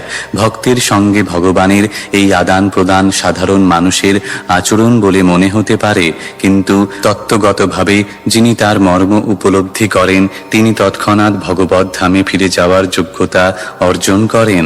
পাণ্ডবেরা ভগবানের ইচ্ছার এতই বশবর্তী ছিলেন যে তাঁর সেবায় যে কোনো পরিমাণ শক্তি ব্যয় করতে তাঁরা প্রস্তুত ছিলেন এবং তাদের এই ঐকান্তিক নিষ্ঠার ফলে তাদের ইচ্ছা অনুসারে যে কোনো আকারে তাঁরা ভগবানের কৃপা লাভ করতে পেরেছিলেন। শ্লোক 17। তস্যৈবং বর্তমানস্য পূর্বেষাং মৃত্যুমন্বহম নাতি দূরে কিলাশ্চর্যম যদাসীৎ তন্নিবোধ মে। অনুবাদ: যখন মহারাজা পরীক্ষিত তাঁর পূর্বপুরুষদের স্বীকৃতি বিষয়ক কথা শ্রবণ করে দিন যাপন করেছিলেন এবং অতিশয় আশ্চর্য হয়ে দিনের পর দিন তাঁদেরই চিন্তায় মগ্ন হয়ে থাকতেন, তখন কি ঘটেছিল তা এখন আপনারা আমার কাছে শুনতে পারেন। শ্লোক 18। ধর্মঃ পदैकेन চরन् পিচ্ছায়ামুপলভ্যগাম পৃচ্ছতি স্মাশ্রুবদনাম বিবৎসামিব মাতরম। অনুবাদ: ধর্মনীতির রক্ষক ধর্মরাজ একটি বৃষের রূপ ধারণ করে ইতস্তত বিচরণ করছিলেন, আর তখন তার দেখা হয়েছিল গাভীরূপী ধরিত্রী মাতার সাথে। তিনি যেন বৎসহারা গোমাতার মতোই বিষণ্ণ হয়েছিলেন। তার চোখে ছিল অশ্রুধারা আর তার দেহের সৌন্দর্য যেন হারিয়ে গিয়েছিল। তাই ধর্মরাজ তখন ধরিত্রী মাতাকে নিম্নরূপ প্রশ্ন করেছিলেন। তাৎপর্য: বৃষ হচ্ছে নীতিসূত্রের প্রতীক এবং গাভী হচ্ছে পৃথিবীর প্রতিভু। যখন বৃষ এবং গাভী হর্ষোৎফুল্ল হয়ে থাকে, বুঝতে হবে যে জগৎবাসীরাও হর্ষোৎফুল্ল হয়ে আছে। তার কারণ হচ্ছে এই যে কৃষ্ণক্ষেত্রে শস্যাদি উৎপাদনে সহায়তা করে থাকে বৃষ এবং সুষম খাদ্য মূল্যমানের বিস্ময়কর সৃষ্টি যে দুধ তার যোগান দেয় গাভী। তাই তারা যাতে সর্বত্রই প্রফুল্লতা নিয়ে চড়ে বেড়াতে পারে, সেই জন্য মানব সমাজ এই দুই দরকারি প্রাণীকে অতি যত্ন সহকারে পালন করে থাকে। কিন্তু এই কলিযুগে বর্তমানে বৃষ এবং গাভী দুটিকেই এখন জবাই করা হচ্ছে, আর ব্রাহ্মণ্য সংস্কৃতি যারা জানে না সেই শ্রেণীর মানুষেরা ওদের খাদ্যের মতো খেয়ে ফেলছে। সব রকম সাংস্কৃতিক কার্যকলাপের সর্বোত্তম সার্থকতা অর্জন করতে গেলে শুধুমাত্র ব্রাহ্মণ্য সংস্কৃতির প্রসারের মাধ্যমে সমগ্র মানব সমাজের কল্যাণার্থে বৃষ আর গাভীকে রক্ষা করতে পারা যায়। এই ধরনের সংস্কৃতির প্রগতির মাধ্যমেই সমাজের নীতিবোধ যথাযথভাবে অক্ষুণ্ণ রাখা যায় এবং তার ফলে অযথা ব্যর্থ প্রচেষ্টা ছাড়াই শান্তি ও সমৃদ্ধিও অর্জন করা চলে। ব্রাহ্মণ্য সংস্কৃতির যখন অবনতি ঘটে, গাভী এবং বৃষ তখন দুর্ব্যবহার পায়, আর তারই পরিণাম প্রতিক্রিয়া স্বরূপ নিম্নলিখিত লক্ষণগুলি প্রকটিত হয়। শ্লোক 19। ধর্ম উবাচ কচ্চিদ্ভদ্রেণাময়মাত্মনস্তে বিচ্ছায়াসিম লায়তে ষণ্মুখেন আলক্ষ্যয়ে ভবতীমন্তরাধিম দূরে বন্ধিম শোচসি কঞ্চনাম্বা। অনুবাদ: ধর্মরাজ শুধালেন, হে মাতো, আপনি কি সম্পূর্ণ কুশলে নেই? আপনাকে কেন দুঃখ ছায়াগ্রস্ত মনে হচ্ছে? আপনার মুখ সামান্য অন্ধকারাচ্ছন্ন দেখাচ্ছে। আপনি কি অন্তরে কোনো আধি ব্যাধিতে কষ্ট পাচ্ছেন, কিংবা কোনো আত্মীয় বন্ধু দূরে চলে গেছে তার কথা ভাবছেন? তাৎপর্য: এই কলিযুগে জগৎবাসী সবসময় উদ্বেগাকুল হয়ে থাকে। প্রত্যেকেই কোনো না কোনো আধি ব্যাধিতে বিব্রত। এই যুগের মানুষদের কেবল মুখখানি থেকেই যে কেউ মনের লক্ষণাদির আভাস পেতে পারে। প্রত্যেকেই প্রবাসী আত্মীয় স্বজন যারা বাড়ি ছেড়ে দূরে গেছে তাদের অভাব বোধ করে থাকে। কলিযুগের বিশেষ একটা লক্ষণ হল কোনো পরিবার গোষ্ঠী এখন একসাথে বসবাস করার সৌভাগ্য পায় না। রুজি রোজগারের জন্য বাবা ছেলের কাছ থেকে বহু দূরে থাকেন, কিংবা স্ত্রী থাকেন পতির কাছ থেকে বহু দূরে। এমনই কত রকম ঘটছে। আভ্যন্তরীণ রোগ ব্যাধি, প্রিয় পরিজনদের কাছ থেকে বিরহ বিচ্ছেদ, আর সবকিছুর স্থিতাবস্থা রক্ষার চেষ্টায় মানুষ নিত্যই দুর্দশা ভোগ করছে। এগুলি শুধু কয়েকটা গুরুত্বপূর্ণ বিষয় যা এই যুগের মানুষদের নিয়তই অসুখী করে রাখে। শ্লোক 20। पादैर्यूनं शोचसि मैकपादमात्मानं वा वृषलैर्भोक्ष्यमाणम् अहोसुरादीन् हृतयज्ञभागान् प्रजा उतस्विं न घवत्यवर्षति। অনুবাদ: আমার 3টি পা আমি হারিয়েছি, আর আমি এখন একটি মাত্র পায়ে দাঁড়িয়ে রয়েছি। আমার এই রকম অবস্থা দেখে আপনি কি দুঃখ করছেন? কিংবা যারা বিধি অমান্যকারী মাংসভোগ শূদ্র, এরপর তারা আমাকে গ্রাস করবে বলে আপনি কি নিদারুণ উদ্বেগাকুল হয়েছেন? অথবা বর্তমানে কোনোই যজ্ঞাদি অনুষ্ঠিত হয় না বলে দেবতাদের উদ্দেশ্যে যজ্ঞ উৎসর্গের ভাগ অপহৃত হচ্ছে, তাই আপনি কি ব্যাকুল হয়েছেন? কিংবা দুর্ভিক্ষ এবং অনাবৃষ্টির ফলে জীবদের দুঃখ কষ্টের কথা ভেবে আপনি কি শোকাকুল হয়েছেন? তাৎপর্য: কলিযুগের অগ্রগতির সঙ্গে সঙ্গে আয়ু, দয়া, স্মৃতি এবং ধর্মনীতি, বিশেষ করে এই 4টি জিনিস ক্রমশ হ্রাস পেতে থাকবে। যেহেতু ধর্মনীতির 3/4 হারে বিলুপ্তি ঘটবে, তাই প্রতীকী বৃষটি একটি মাত্র পায়ে দাঁড়িয়েছিল। সমগ্র বিশ্বের 3/4 জনগণ ধার্মিক হয়ে উঠবে। তখন পরিস্থিতি রূপান্তরিত হয়ে পশুদের উপযোগী নরকের মতোই হয়ে উঠবে। কলিযুগে ভগবৎ বিমুখ সভ্যতা নানা রকমের তথাকথিত ধর্মীয় সমাজের সৃষ্টি করবে, যার মধ্যে প্রত্যক্ষ বা পরোক্ষভাবে পরম পুরুষ ভগবানকে তাচ্ছিল্য করা হবে। আর তাই মানুষের গড়া ওই সব অবিশ্বাসী সমাজ সম্প্রদায়গুলি জনগণের সুস্থির মনা অংশটির পক্ষে এই জগৎটাকে বসবাসের অযোগ্য করে তুলবে। পরম পুরুষোত্তম ভগবান যথাযথ পরিমাণে বিশ্বাস পোষণের অনুপাতে মানব জাতির বিভিন্ন শ্রেণীর স্তর আছে। প্রথম শ্রেণীর ভগবত বিশ্বাসী মানুষেরা হচ্ছেন বৈষ্ণবগণ আর ব্রাহ্মণগণ, তারপরে ক্ষত্রিয়েরা, তারপরে বৈশ্যেরা এবং তারপরে শূদ্রেরা, তারপরে ম্লেচ্ছেরা, যবনেরা এবং সব শেষে চণ্ডালেরা। মানবিক সহজাত প্রবৃত্তির অবনতির সূচনা হয় ম্লেচ্ছদের থেকে, এবং চণ্ডাল জীবনধারা হচ্ছে মানবিক অধঃপতনের শেষ কথা। বৈদিক সাহিত্য সম্ভারে বর্ণিত উল্লিখিত সমস্ত পরিচয় সূত্রগুলি কোনো বিশেষ সমাজ সম্প্রদায় কিংবা জন্মগত পরিচয়কে মোটেই বোঝাচ্ছে না। সেগুলি সামগ্রিকভাবে সাধারণ মানব জাতিরই বিভিন্ন গুণগত যোগ্যতারই পরিচয়। এখানে জন্মগত অধিকার কিংবা সমাজ সম্প্রদায়ের কোনো প্রশ্ন নেই। মানুষ নিজের উদ্যোগ প্রচেষ্টার মাধ্যমে যথাযথ গুণগত যোগ্যতা অর্জন করতে পারে, এবং তাই বৈষ্ণবের ছেলে ম্লেচ্ছ হয়ে যেতে পারে, কিংবা চণ্ডালের ছেলে ব্রাহ্মণের চেয়েও গুণসম্পন্ন হয়ে উঠতে পারে। সবই পরমেশ্বর ভগবানের সাথে তাদের সান্নিধ্য সংযোগ আর অন্তরঙ্গ সম্পর্ক সম্বন্ধের অনুপাতে সম্ভব হয়ে ওঠে। মাংসভোগদের সাধারণত ম্লেচ্ছ বলা হয়, তবে মাংসভোগেরা ম্লেচ্ছ নয়। শাস্ত্রীয় অনুশাসন অনুযায়ী যারা মাংস গ্রহণ করে তারা ম্লেচ্ছ নয়, কিন্তু যারা অবাধে মাংস খায় তাদেরই ম্লেচ্ছ বলা হয়। শাস্ত্রাদিতে গোমাংস নিষিদ্ধ করা হয়েছে, এবং বেদ শাস্ত্রের অনুসারীদের দ্বারা বৃষ এবং গাভীদের বিশেষ সুরক্ষার বিধান দেওয়া হয়েছে। কিন্তু এই কলিযুগে মানুষ যথেচ্ছভাবে বৃষ আর গাভীর দেহ গ্রাস করবে, আর তাই নানা ধরনের দুঃখ দুর্দশা তারা ডেকে আনবে। এই যুগের মানুষেরা কোনো যজ্ঞা অনুষ্ঠান করবে না। যদিও জড়জাগতিক পদ্ধতিতে ইন্দ্রিয় উপভোগে নিয়োজিত মানুষদের যজ্ঞা অনুষ্ঠান করা একান্ত প্রয়োজন, তবু ম্লেচ্ছ জনগণ যজ্ঞাদি অনুষ্ঠানে নামমাত্র যত্ন নেবে। শ্রীমদ্ ভগবদ্ গীতায় অধ্যায় 3 শ্লোক 14-16 যজ্ঞাদি অনুষ্ঠান সম্পর্কে দৃঢ়ভাবে নির্দেশ দেওয়া হয়েছে। সৃষ্টিকর্তা ব্রহ্মার দ্বারা জীবের সৃষ্টি হয়েছে, এবং ভগবত ধামে প্রত্যাবর্তনের পথে ধীরে ধীরে অগ্রসর হওয়ার সময়ে জীবকে পালনের উদ্দেশ্যেই যজ্ঞা অনুষ্ঠানের প্রথাও তাঁর দ্বারাই সৃষ্ট হয়েছে।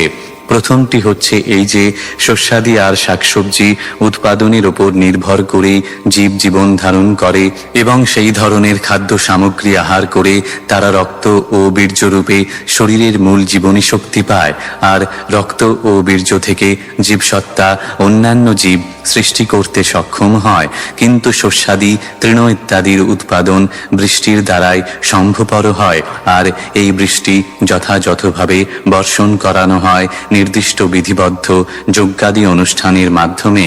ওই ধরনের যজ্ঞ সাম, যজু, ঋক এবং অথর্ব নামে বেদশাস্ত্রাদির অনুশাসিত ধর্মাচরণ অনুযায়ী পরিচালিত হয়ে থাকে।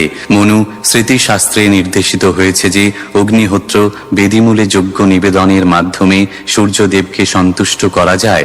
যখন সূর্যদেব প্রীত হন তিনি যথাযথভাবে সমুদ্র থেকে জল সংগ্রহ করেন এবং তাই দিগন্তে প্রভূত মেঘের সঞ্চার হয় আর বৃষ্টি পড়ে।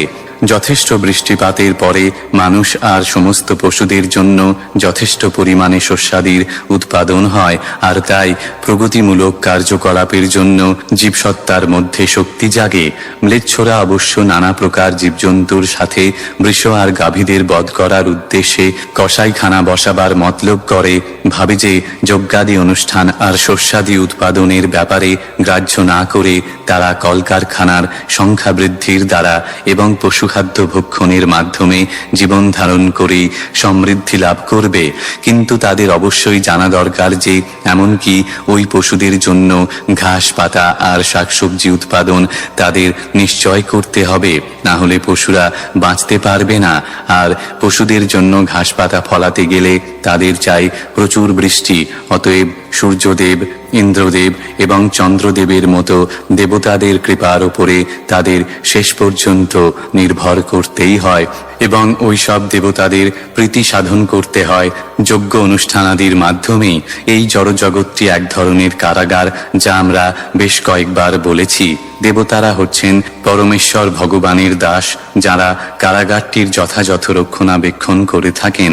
ওই দেবতাগণ দেখতে চান যে সমস্ত বিদ্রোহী জীব ভগবানে অবিশ্বাসী হয়েই বেঁচে থাকতে চায় তারা যেন ক্রমেই পরমেশ্বর ভগবানের পরম শক্তির পানে ধাবিত হতে পারে। সেই কারণেই যজ্ঞাদিতে নিবেদনের প্রথাটি শাস্ত্রাদির মাধ্যমে নির্দেশিত হয়েছে। জড়বাদী লোকেরা কঠোর পরিশ্রম করতে চায় এবং ইন্দ্রিয় তৃপ্তি উপভোগের উদ্দেশ্যে সকাম কর্মে আনন্দ পায়। তাই তারা জীবনের প্রতি পদক্ষেপেই নানা ধরনের পাপাচরণ করে চলেছে। যারা অবশ্য পরমেশ্বর ভগবানের ভক্তি সেবা চর্চায় সচেতন হয়ে আত্মনিয়োগ করে থাকেন তারা সকল রকমের পাপ পুণ্যের ঊর্ধ্বে অধিষ্ঠিত হতে পারেন। তাদের কার্যকলাপ জরা প্রকৃতির ত্রৈগুণ্য দোষ থেকে মুক্ত থাকে। ভগবত ভক্তদের জন্য শাস্ত্র নির্দেশিত যজ্ঞাদি উদযাপনের কোনো প্রয়োজনই হয় না, কারণ ভক্তের জীবনধারাটাই যজ্ঞকাণ্ডের একটা প্রতীক স্বরূপ। কিন্তু যেসব মানুষ ইন্দ্রিয় তৃপ্তির জন্য ফলাশ্রিত কার্যকলাপে নিয়োজিত থাকে তাদের অবশ্যই বিধিবদ্ধ যজ্ঞাদি উদযাপন করতে হয়। ফলাকাঙ্ক্ষী কর্মীদের সকল পাপাচরণের প্রতিক্রিয়া থেকে মুক্ত হওয়ার সেটাই হচ্ছে একমাত্র উপায়। ওই ধরনের পুঞ্জীভূত পাপ রাশির প্রতিকারের উপায় হল যজ্ঞানুষ্ঠান। যখন ওই সব যজ্ঞাদি উদযাপিত হয় তখন দেবতারা সন্তুষ্ট হন, ঠিক যেমন কারাবাসীরা যখন অনুগত প্রজা হয়ে ওঠে তখন কারারক্ষকও প্রীতি লাভ করে থাকেন। শ্রী চৈতন্য মহাপ্রভু অবশ্য একমাত্র যজ্ঞ নিবেদনের নির্দেশ দিয়েছেন, যাকে বলা হয় সংকীর্তন যজ্ঞ, হরে কৃষ্ণ মহামন্ত্র উচ্চারণের যজ্ঞ, যাতে প্রত্যেকেই অংশগ্রহণ করতে পারে। তাই ভগবত ভক্ত এবং ফলাকাঙ্ক্ষী কর্মীরা উভয়ই সংকীর্তন যজ্ঞ উৎপাদনের মাধ্যমে সমান উপকার লাভ করতে পারেন। শ্লোক 21। अक्षय्यमाणा स्त्रिय उर्विबालान् शोचस्यतो पुरुषादैरिवार्तान् वाचं देवीं ब्रह्मकुले कुकर्मण्यब्रह्मणे राजकुले कुलाग्र्यान्। অনুবাদ: কাণ্ডজ্ঞান বর্জিত মানুষদের দ্বারা পরিত্যক্ত, অসহায়, আশ্রয়হীন, অসুখী স্ত্রীলোক এবং শিশুদের জন্য আপনি কি করুণা অনুভব করছেন? কিংবা ধর্মনীতি বিরোধী কার্যকলাপে মত্ত ব্রাহ্মণদের দ্বারা বাগদেবী পরিচালিত হচ্ছে বলে কি আপনি অসন্তুষ্ট হয়েছেন? অথবা যে সমস্ত শাসককুল ব্রাহ্মণ্য সংস্কৃতিকে মান্য করে না, ব্রাহ্মণেরা তাদেরই কাছে আশ্রয় নিয়েছে বলে আপনি কি দুঃখিত? তাৎপর্য: কলিযুগে নারী ও শিশুরা ব্রাহ্মণ ও গাভীদের মতোই দারুণভাবে অবহেলিত এবং অরক্ষিত অবস্থায় থাকবে। এই যুগটিতে অবৈধ নারী সংসর্গের ফলে বহু নারী ও শিশু অযত্নে থাকবে। পরিস্থিতির চাপে স্ত্রী লোকেরা পুরুষদের রক্ষণাবেক্ষণ থেকে স্বাধীন হয়ে উঠবার চেষ্টা করবে এবং বিবাহ ব্যবস্থাটি পুরুষ এবং নারীর মাঝে একটি গতানুগতিক চুক্তির মতোই উদযাপিত হতে থাকবে। অধিকাংশ ক্ষেত্রেই শিশুদের যথাযথভাবে যত্ন নেওয়া হবে না। ব্রাহ্মণেরা ঐতিহ্যগুণে বুদ্ধিমান মানুষ এবং তাই তারা আধুনিক শিক্ষার শ্রেষ্ঠ পর্যায়ে উন্নীত হতে সক্ষম হবেন। তবে নিয়ম নীতি ও ধর্মচরণের ক্ষেত্রে তারা চরম অধঃপতিত হবেন। শিক্ষা আর অসৎ চরিত্রের সমন্বয় সম্ভব নয়, কিন্তু কলিযুগে তা যুগপৎ সংগঠিত হবে। শাসক সম্প্রদায়ের নেতৃবৃন্দ একদল হয়ে বৈদিক জ্ঞানের অনুশাসনাদির অবজ্ঞা করবে এবং তথাকথিত একটা ধর্ম নিরপেক্ষ রাষ্ট্র পরিচালনায় বেশি আগ্রহ দেখাবে। আর ওইসব কাণ্ডজ্ঞান বর্জিত শাসকবর্গ তথাকথিত শিক্ষিত ব্রাহ্মণদের মাথা যেন কিনে রাখবে। এমনকি ধর্মনীতি সংক্রান্ত বহু গ্রন্থের গ্রন্থকার এবং দার্শনিকরাও সরকারি শাসনযন্ত্রের মধ্যে উচ্চ পদাধিকারী হয়ে বসবেন যে সরকার শাস্ত্রাদির সমস্ত ধর্মনীতি অনুশাসনাদি অবজ্ঞা করে থাকে। ওই ধরনের সেবা কার্য গ্রহণে ব্রাহ্মণদের বিশেষভাবে নিষেধ করা হয়ে থাকে, কিন্তু এই যুক্তিতে তারা যে শুধু ওই ধরনের সেবা কার্যে নেমে পড়বেন তাই নয়, ওই কাজ হীনতম পর্যায়ের কাজ হলেও তারা তা গ্রহণে দ্বিধা করবেন না। এগুলি মানব সমাজের সার্বিক কল্যাণের পক্ষে অহিতকর কলিযুগের কয়েকটি লক্ষণাদি। শ্লোক 22। কিম ক্ষত্রবন্ধূন কলিনোপসৃষ্টান রাষ্ট্রাণি বা তৈরবরোপিতানি ইতস্ততো বাসনপানবাসঃ স্নানব্যয়ায়োন্মুখজীবলোকম। অনুবাদ: তথাকথিত ক্ষত্রিয় শাসকবর্গ এখন এই কলিযুগের প্রভাবে বিভ্রান্ত হয়ে গেছে, আর তাই তারা সমস্ত রাষ্ট্রীয় কার্যকলাপ বিপর্যস্ত করে ফেলেছে। আপনি কি এই বিপর্যয়ের জন্য শোকাভিভূত হয়েছেন? এখন সাধারণ লোকে আহার, নিদ্রা, পান, যৌন সংসর্গ ইত্যাদি ব্যাপারে বিধি নিয়মাদি কিছুই মেনে চলে না, আর সেসব কাজ তারা যত্রতত্র ইচ্ছামতো করে থাকে। এর জন্য আপনি কি দুঃখিত? তাৎপর্য: জীবনের কতকগুলি প্রয়োজন আছে যেগুলি ইতর পশুদের সমস্তরের, এবং সেগুলি হলো আহার, নিদ্রা, ভয় এবং যৌন সংসর্গ বা মৈথুন। এই দৈহিক চাহিদাগুলি মানুষ আর পশু উভয়েরই আছে, তবে মানুষকে সেই আকাঙ্ক্ষাগুলি পূরণ করতে হয় পশুদের মতো নয়, মানুষের মতো। একটা কুকুর বিনা দ্বিধায় লোকচক্ষুর সামনেই একটা কুকুরের সাথে মৈথুন করতে পারে, কিন্তু যদি একটা মানুষ তেমনই করে তবে সেই কাজ একটা সামাজিক নোংরা কাজ বলেই মনে করা হয় এবং লোকটিকে দণ্ডনীয় অপরাধে অভিযুক্ত করাও হবে। তাহলে মানুষের ক্ষেত্রে সাধারণ চাহিদাগুলি পূরণের জন্য কিছু বিধিনিয়ম রয়েছে। মানব সমাজ যখন কলিযুগের প্রভাবে বিভ্রান্ত হয় তখন এই ধরনের বিধিনিয়মাদি লঙ্ঘন করতে থাকে। এই যুগে বিধিনিয়মাদি না মেনেই লোকে জীবনের ওইসব প্রয়োজনগুলিকে প্রশ্রয় দিচ্ছে, আর সামাজিক ও নৈতিক নিয়মাদির এই অধঃপতন অবশ্যই দুঃখজনক, কারণ ওই ধরনের পশুসুলভ আচরণের অহিতকর পরিণাম ঘটে। এই যুগে পিতা এবং অভিভাবকেরা তাদের সন্তানদের আচরণে সুখী নন। তাদের জানা দরকার যে কলিযুগের প্রভাব থেকে লব্ধ কুসঙ্গের শিকার হচ্ছে কত নিরীহ শিশু। শ্রীমদ্ ভাগবত গ্রন্থ থেকে আমরা জানতে পারি যে এক ব্রাহ্মণের নিরীহ এক শিশুপুত্র অজামিল পথ দিয়ে যাচ্ছিল এবং দেখতে পায় এক শূদ্র যুগল যৌন আলিঙ্গনাবদ্ধ হয়ে রয়েছে। এই ব্যাপারটি ছেলেটিকে আকৃষ্ট করেছিল এবং পরে ছেলেটি সকল রকম রকমের ব্যভিচারিতার শিকার হয়ে পড়ে। এক শুদ্ধ ব্রাহ্মণ থেকে সে অধঃপতিত হয় অর্বাচীন চপলমতি এক তরুণীর পর্যায়ে। আর এই সবই ঘটেছিল কুসঙ্গের প্রভাবে। তখনকার দিনে অজামিলের মতো কুসঙ্গের শিকার একজন মাত্রই হয়েছিল, কিন্তু এই কলিযুগে নিরীহ বেচারি ছাত্রছাত্রীদের কতজনই তো সিনেমার শিকার হচ্ছে প্রতিদিন। যে সিনেমা মানুষকে আকর্ষণ করে শুধুই যৌনতাকে চরিতার্থ করার জন্য। তথাকথিত শাসকবর্গ, ক্ষত্রিয়েরা সবাই ক্ষত্রিয়ের উপযোগী কার্যকলাপে একেবারেই শিক্ষা দীক্ষাহীন। ক্ষত্রিয়দের কাজ শাসন প্রশাসন, আর তেমনি ব্রাহ্মণদের কাজ হল জ্ঞান চর্চা আর মানুষকে পথনির্দেশ দান করা। ক্ষত্রবন্ধু কথাটি দিয়ে বোঝানো হচ্ছে তথাকথিত শাসকবর্গ বা সেই সব লোকেদের যারা কোনো সংস্কৃতি এবং ঐতিহ্যের মাধ্যমে যথার্থ সুশিক্ষা গ্রহণ না করেই শাসকদের পদমর্যাদায় উন্নীত হয়ে বসেছে। আজকাল তারা ওই ধরনের উচ্চ পদে অধিষ্ঠিত হচ্ছে জনগণের ভোটের জোরে, আর সেই জনগণ নিজেরাই জীবনের বিধিনিয়ম থেকে অধঃপতিত হয়ে পড়েছে। ওই জনগণ যখন নিজেরাই জীবনের নির্ধারিত মান থেকে অধঃপতিত হয়ে পড়েছে, তবে তারা কেমন করে যথার্থ লোক নির্বাচন করতে পারে?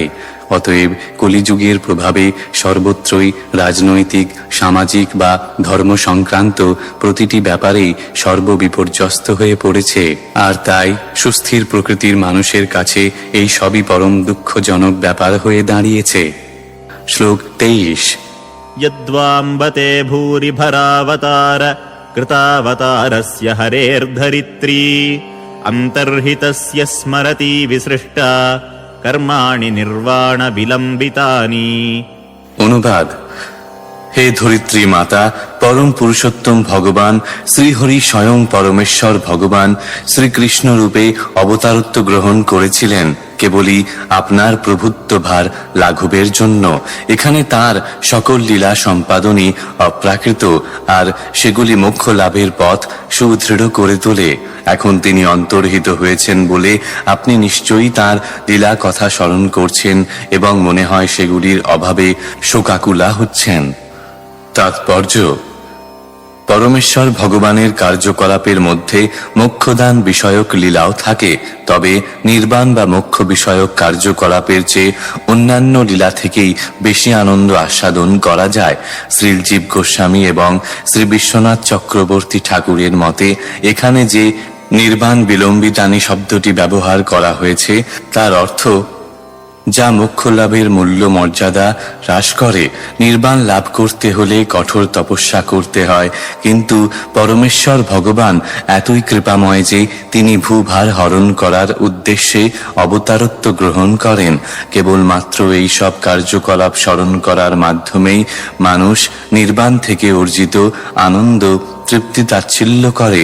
পরমেশ্বর ভগবানের অপ্রাকৃত পরম ধামে উপনীত হয়ে ভগবানের প্রেমানন্দময় ভক্তি সেবা চর্চায় নিত্যকাল ধরে নিয়োজিত থেকে তার সান্নিধ্য সুখ লাভ করতে পারে। শ্লোক 24।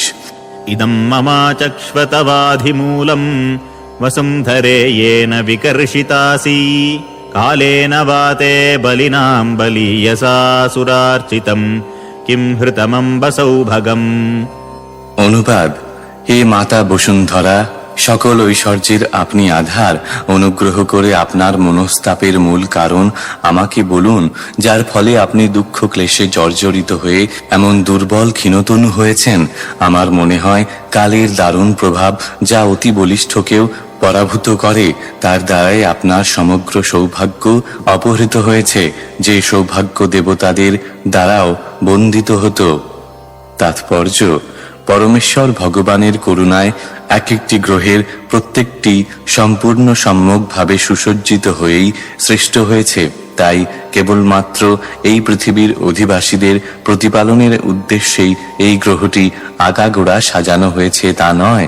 পরমেশ্বর ভগবান যখন পৃথিবীতে অবতরণ করেন তখন সমগ্র পৃথিবী এমনই সকল ঐশ্বর্যে মণ্ডিত হয়ে ওঠে যে স্বর্গলোকের অধিবাসী দেবতারাও সম্পূর্ণ প্রীতি ভরে তাঁর প্রতি শ্রদ্ধার্ঘ্য নিবেদন নিবেদন করেন, কিন্তু পরমেশ্বর ভগবানের কৃপায় সমগ্র পৃথিবীকে মুহূর্তের মধ্যে বদলে ফেলা যেতে পারে। তার অভিলাষ অনুসারে কোনো জিনিস তিনি গড়তে পারেন, তিনি ভাঙতেও পারেন।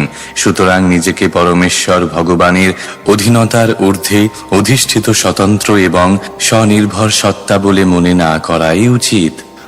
শ্লোক 25। ধরণ্যুবাচ ভবাन् हि वेद तत्सर्वं यन्मां धर्मानुपृच्छसि चतुर्भिर्वर्तसे येन पादैर्लोकसुखावहैः। অনুবাদ: ধরিত্রী তাই ধর্মরাজকে উত্তর দিলেন, হে ধর্মরাজ, আমার কাছে যা কিছু জানতে চেয়েছেন সবই আপনি নিশ্চয়ই জানেন। ওই সমস্ত প্রশ্নেরই আমি উত্তর দেওয়ার চেষ্টা করব।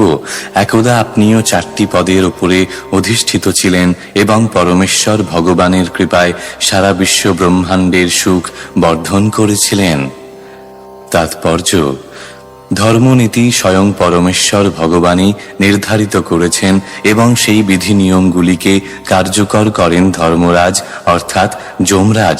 ওই সব বিধি নিয়মাদি সত্যযুগেই পরিপূর্ণভাবে কার্যকরী হয়ে থাকে। ত্রেতা যুগে সেগুলির কার্যকারিতা 1/4 হ্রাস পেয়ে দাপর যুগে সেগুলি অর্ধেকাংশ কমে যায় এবং কলিযুগে সেগুলি 1/4 মাত্র এসে দাঁড়ায়। ক্রমশ হ্রাস পেতে পেতে শূন্য হয়ে যায়, আর তখন প্রলয় নেমে আসে। পৃথিবীতে সুখ সমৃদ্ধি নির্ভর করে আনুপাতিকভাবে ধর্মনীতিগুলি সংরক্ষণেরই উপরে। ব্যক্তিগত বা সমষ্টিগত দুই উপায়েই সকল রকমের বিরূপতার মাঝেও ওই সব বিধিনিয়মাদি রক্ষা করার মধ্যেই মানুষের উত্তম সাহসিকতার পরিচয় পাওয়া যায়। তাতেই মানুষ সারা জীবন সুখী হয়ে থাকে, অবশেষে ভগবানের কাছে ফিরে যেতে পারে। শ্লোক 26 থেকে 30। सत्यं शौचं दया क्षान्तिस्त्यागः सन्तोष आर्जवम् शमोदमस्तपः साम्यम् तितिक्षोपरतिश्रुतम् ज्ञानं विरक्तिरैश्वर्यं शौर्यं तेजो बलं स्मृतिः स्वातन्त्र्यं कौशलं कान्तिर्धैर्यं मार्दवमेव च प्रागल्भ्यं प्रश्रयशीलं सह ओजो बलं भगः गाम्भीर्यं स्थैर्यमास्तिक्यं कीर्तिर्मानोऽनहङ्कृतिः एते चान्ये च भगवन्नित्या यत्र महागुणाः प्रार्थ्या महत्त्वमिच्छद्भिर्न वियन्ति स्म कर्हिचित् तेनाहं गुणपात्रेण श्रीनिवासेन साम्प्रतं शोचामि रहितं लोकं पाप्मना कलिनेक्षितम्। অনুবাদ: তার মধ্যে অধিষ্ঠিত রয়েছে 1. সত্যবাদিতা, 2. শুচিতা, 3. অন্যের দুঃখে অসহনীয়তা, 4. ক্রোধ সংযমের ক্ষমতা, 5. অল্পে তুষ্টি, 6. ঋজুতা, 7. মনের অচঞ্চলতা, 8. বাহ্যেন্দ্রিয়াদির সংযম, 9. কর্তব্য অকর্তব্যের দায়িত্ব জ্ঞান, 10. সাম্যভাব, 11. সহনশীলতা, 12. শত্রু মিত্র ভেদাভেদ শূন্যতা, 13. বিশ্বস্ততা, 14. জ্ঞান, 15. ইন্দ্রিয় তৃপ্তিতে বিতৃষ্ণা, 16. নেতৃত্ব, 17. শৌর্য, 18. প্রভাব, 19. সবকিছু সম্ভব করার ক্ষমতা, 20. যথাযথভাবে দায়িত্ব কর্তব্য পালনের দক্ষতা, 21. সম্পূর্ণ স্বতন্ত্রতা, 22. কর্মকুশলতা, 23. সম্যক সৌন্দর্যের সম্পূর্ণতা, 24. উদ্বেগহীন ধৈর্য, 25. মৃদুতা, 26. অভিনবত্ব, 27. ভদ্র স্বভাব, 28. মুক্ত হস্তে দান দাক্ষিণ্য, 29. দৃঢ় প্রতিজ্ঞা, 30. সকল জ্ঞানের পরিশুদ্ধি, 31. যথার্থ কর্মপ্রয়াস, 32. সকল ভোগ্য বস্তুতে অধিকার, 33. উৎফুল্লতা, 34. স্থৈর্য, 35. নির্ভরযোগ্যতা, 36. যশ, 37. মাননীয়তা, 38. গর্বশূন্যতা, 39. ভগবত্তা, 40, নিত্যতা এবং অন্যান্য আরো অনেক অপ্রাকৃত গুণবৈশিষ্ট্যাদি যা নিত্য বিরাজমান ও যেগুলি কখনোই তার থেকে বিচ্ছিন্ন করা যায় না। সকল সাত্ত্বিকতা এবং সৌন্দর্যের আধার পুরুষোত্তম ভগবান পরমেশ্বর শ্রীকৃষ্ণ এই পৃথিবীর বুকে এখন তার অপ্রাকৃত লীলা সংবরণ করেছেন। তার অপ্রকট কালে কলিযুগ সর্বত্র তার প্রভাব বিস্তার করেছে। তাই আমি এই পরিস্থিতি লক্ষ্য করে দুঃখিত হচ্ছি। তাৎপর্য: পৃথিবীকে চূর্ণ বিচূর্ণ করে ধুলায় পরিণত করার পরে ধূলিকণার অণু পরমাণুগুলিকে গণনা করা যদিও বা সম্ভব হয়, তবু পরমেশ্বর ভগবানের অতলান্ত অপ্রাকৃত গুণবৈশিষ্ট্য রাজির অনুমান করা সম্ভবপর নয়। বলা হয় যে অনন্ত দেবনাগ তার অগণিত জিহ্বার সাহায্যে পরমেশ্বর ভগবানের অপ্রাকৃত গুণবৈশিষ্ট্য রাজি ব্যাখ্যা করবার প্রয়াস নিয়েছেন এবং তাতেও একাদিক্রমে অগণিত বর্ষব্যাপী পরমেশ্বরের গুণবৈশিষ্ট্যাদির সম্যক পরিমাপ করা তার পক্ষে সম্ভব হয়নি। পরমেশ্বর ভগবানের উপরোক্ত বিবৃতিটি থেকে কেবলমাত্র অনুমান করা যায় যে কোনো মানুষ তাকে কতটুকুই বা দেখতে বুঝতে পারে। তাহলেও উপরোক্ত গুণরাজিকে অনেকগুলি উপশিরোনামে শ্রেণীবিভক্ত করা চলে। শ্রীলজীব গোস্বামীর মতে তৃতীয় গুণবৈশিষ্ট্যটি অর্থাৎ অন্যের দুঃখে অসহনীয়তা গুণটিকে নিম্নোক্তভাবে উপবিভক্ত করা যায়: 1. আত্মসমর্পিত জীবাত্মার সুরক্ষা এবং 2. ভগবত ভক্তজনের কল্যাণ কামনা। শ্রীমদ্ ভগবত গীতায় পরমেশ্বর ভগবান বলেছেন, তিনি চান প্রতিটি জীবাত্মা শুধুমাত্র তাঁর কাছেই আত্মসমর্পণ করুক এবং তিনি প্রত্যেককেই প্রতিশ্রুতি দিয়েছেন যে যদি কেউ তা করে তাহলে তার সকল পাপাচরণ থেকে তাকে তিনিই রক্ষা করবেন। ভগবানের কাছে আত্মসমর্পিত নয় যারা, তারা ভগবত ভক্তও নয় এবং সেই হেতুই সর্বসাধারণের মধ্যে প্রত্যেকের জন্য বিশেষ সুরক্ষার কোনোই ব্যবস্থা থাকে না। ভগবত ভক্তজনের জন্য ভগবানের সকল শুভেচ্ছা বর্ষিত হয়, আর যারা বাস্তবিকই পরমেশ্বর ভগবানের প্রেমময়ী ভক্তি সেবা চর্চায় নিয়োজিত থাকেন তিনি তাদের প্রতি বিশেষ মনোযোগ আরোপ করে থাকেন। ভগবত ধামে প্রত্যাবর্তনের পথে শুদ্ধ ভক্তদের দায়িত্ব কর্তব্যাদি সুসম্পন্ন করার জন্য তিনি তাদের পথ নির্দেশ করে থাকেন। সাম্য ভাব দ্বারা বোঝায় যে পরমেশ্বর ভগবান সকলের প্রতি সমভাবে কৃপাময়, ঠিক যেমন সূর্য প্রত্যেকের ওপরেই সমানভাবে তার কিরণ বর্ষণ করে চলেছে। তবু অনেকেই আছে যারা সূর্য কিরণের সুযোগ সুবিধা গ্রহণে অক্ষম। তেমনি পরমেশ্বর ভগবান বলেছেন যে তার প্রতি আত্মসমর্পণের মাধ্যমেই তার কাছ থেকে পরিপূর্ণ সুরক্ষার নিশ্চিন্ততা লাভ করা যায়। কিন্তু হতভাগ্য মানুষেরা এই সুব্যবস্থার সুযোগ গ্রহণ করতে অক্ষম এবং তাই তারা সকল রকমের জড়জাগতিক দুঃখ দুর্দশা থেকে কষ্ট ভোগ করে। সুতরাং যদিও পরমেশ্বর ভগবান প্রত্যেকেরই প্রতি সমভাবে কল্যাণময়, তবু হতভাগ্য জীবেরা কুসংসর্গ দোষে তার নির্দেশ যথাযথভাবে গ্রহণ করতে অক্ষম হয় এবং এর জন্য পরমেশ্বর ভগবানকে কখনোই দোষারোপ করা চলে না। তাকে কেবল ভক্তজনের হিতাকাঙ্ক্ষী বলা হয়ে থাকে। তাকে মনে হয় তার ভক্তজনের প্রতি পক্ষপাতপূর্ণ, কিন্তু বাস্তবিক পক্ষে পরমেশ্বর ভগবানের সমভাবাপন্ন মনোযোগ গ্রহণ করা বা বর্জন করা জীবসত্তার অভিরুচির উপরেই নির্ভর করে থাকে। পরমেশ্বর ভগবান কখনোই তার প্রতিশ্রুতির মর্যাদা থেকে বিচ্যুত হন না। তিনি যখন সুরক্ষার আশ্বাস দেন তখন সেই প্রতিশ্রুতি সমস্ত পরিস্থিতিতেই কার্যকর হয়ে থাকে। শুদ্ধ ভক্তের কর্তব্য হল ভগবান অথবা ভগবানের যথার্থ প্রতিনিধি গুরুদেব প্রদত্ত নির্দেশ পালনে স্থির হওয়া।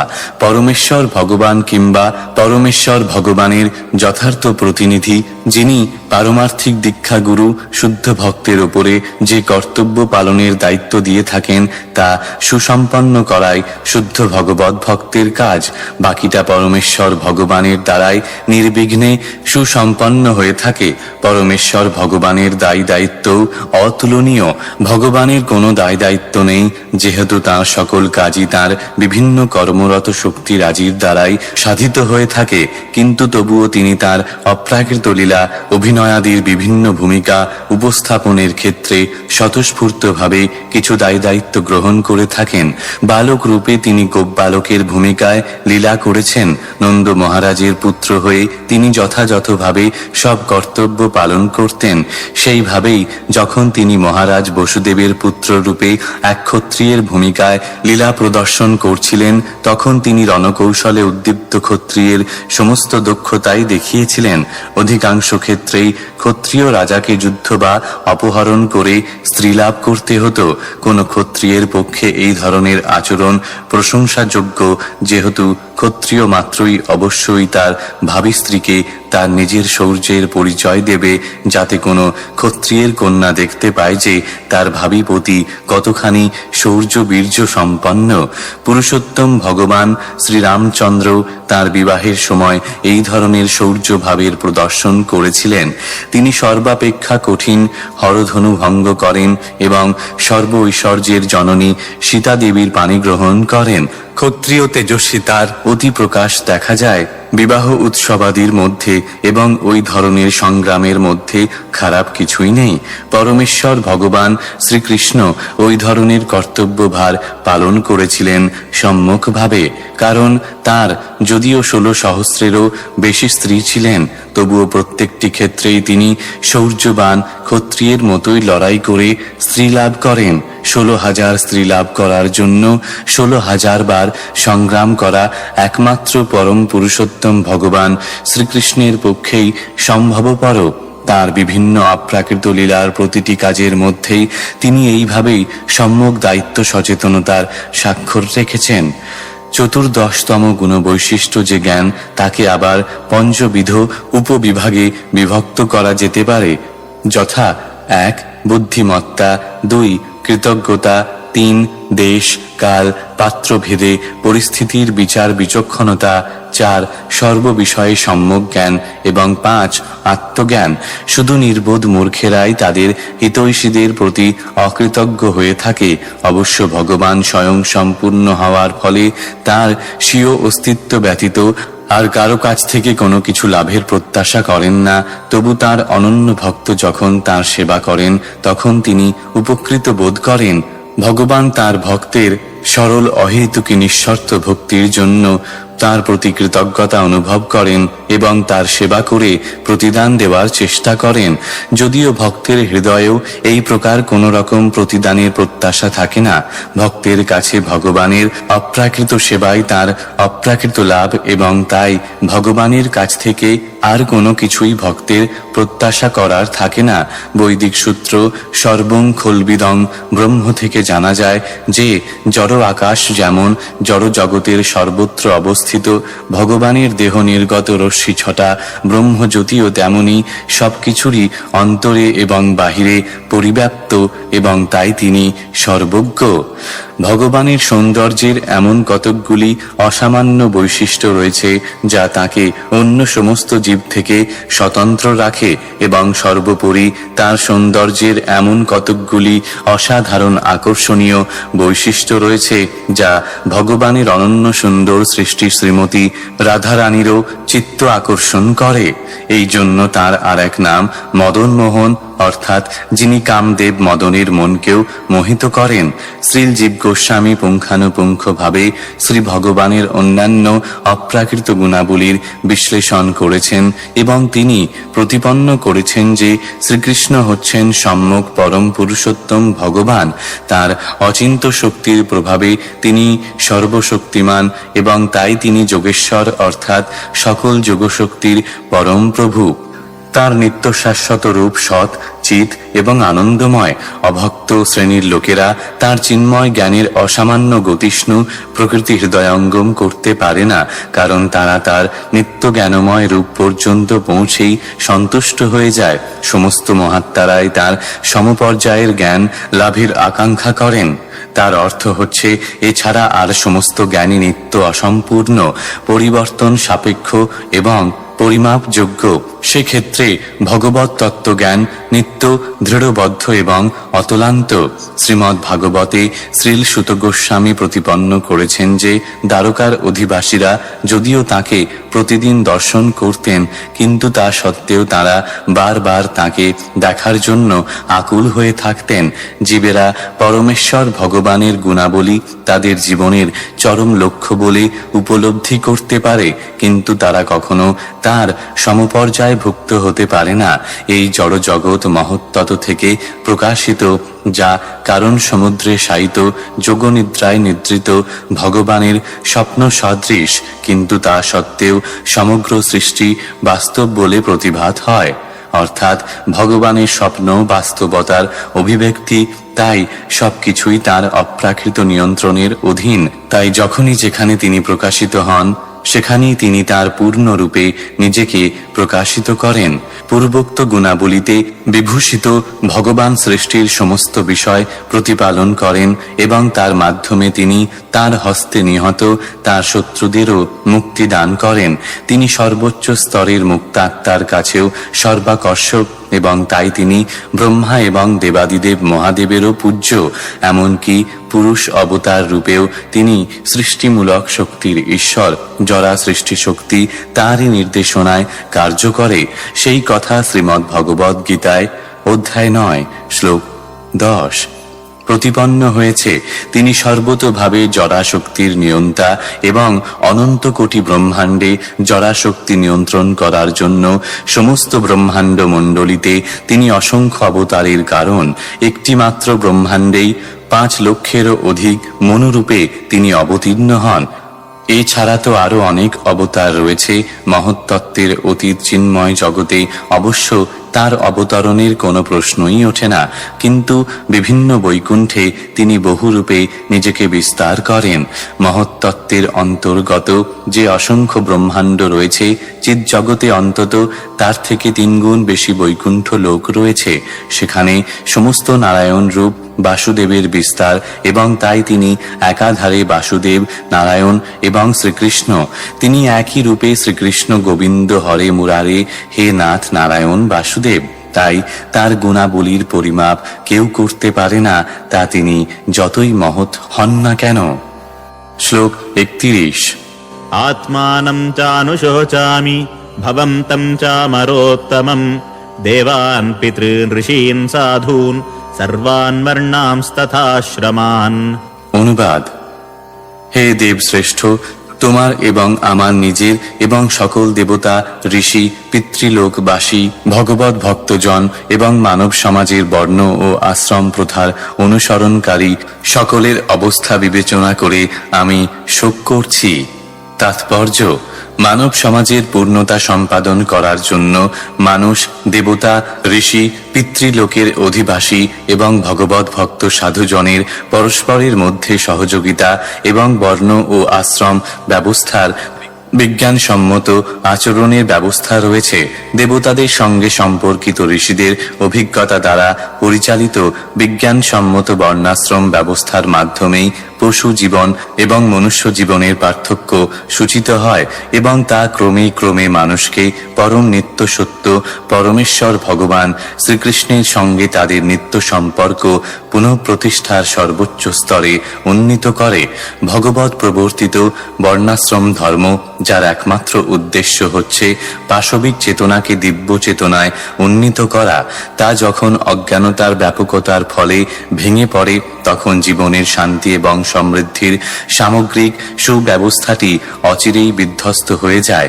কলিযুগে বিষধর কাল সর্পের প্রথম আক্রমণটি হয় ভগবত প্রবর্তিত বর্ণাশ্রম ধর্মকে দংশনের মাধ্যমে, এবং তার ফলে যথাযথভাবে ব্রাহ্মণোচিত গুণসম্পন্ন মানুষেরা শূদ্র নামে অভিহিত হচ্ছে এবং শূদ্রচিত যোগ্যতা সম্পন্ন মানুষেরা ব্রাহ্মণ বলে স্বীকৃতি লাভ করছে।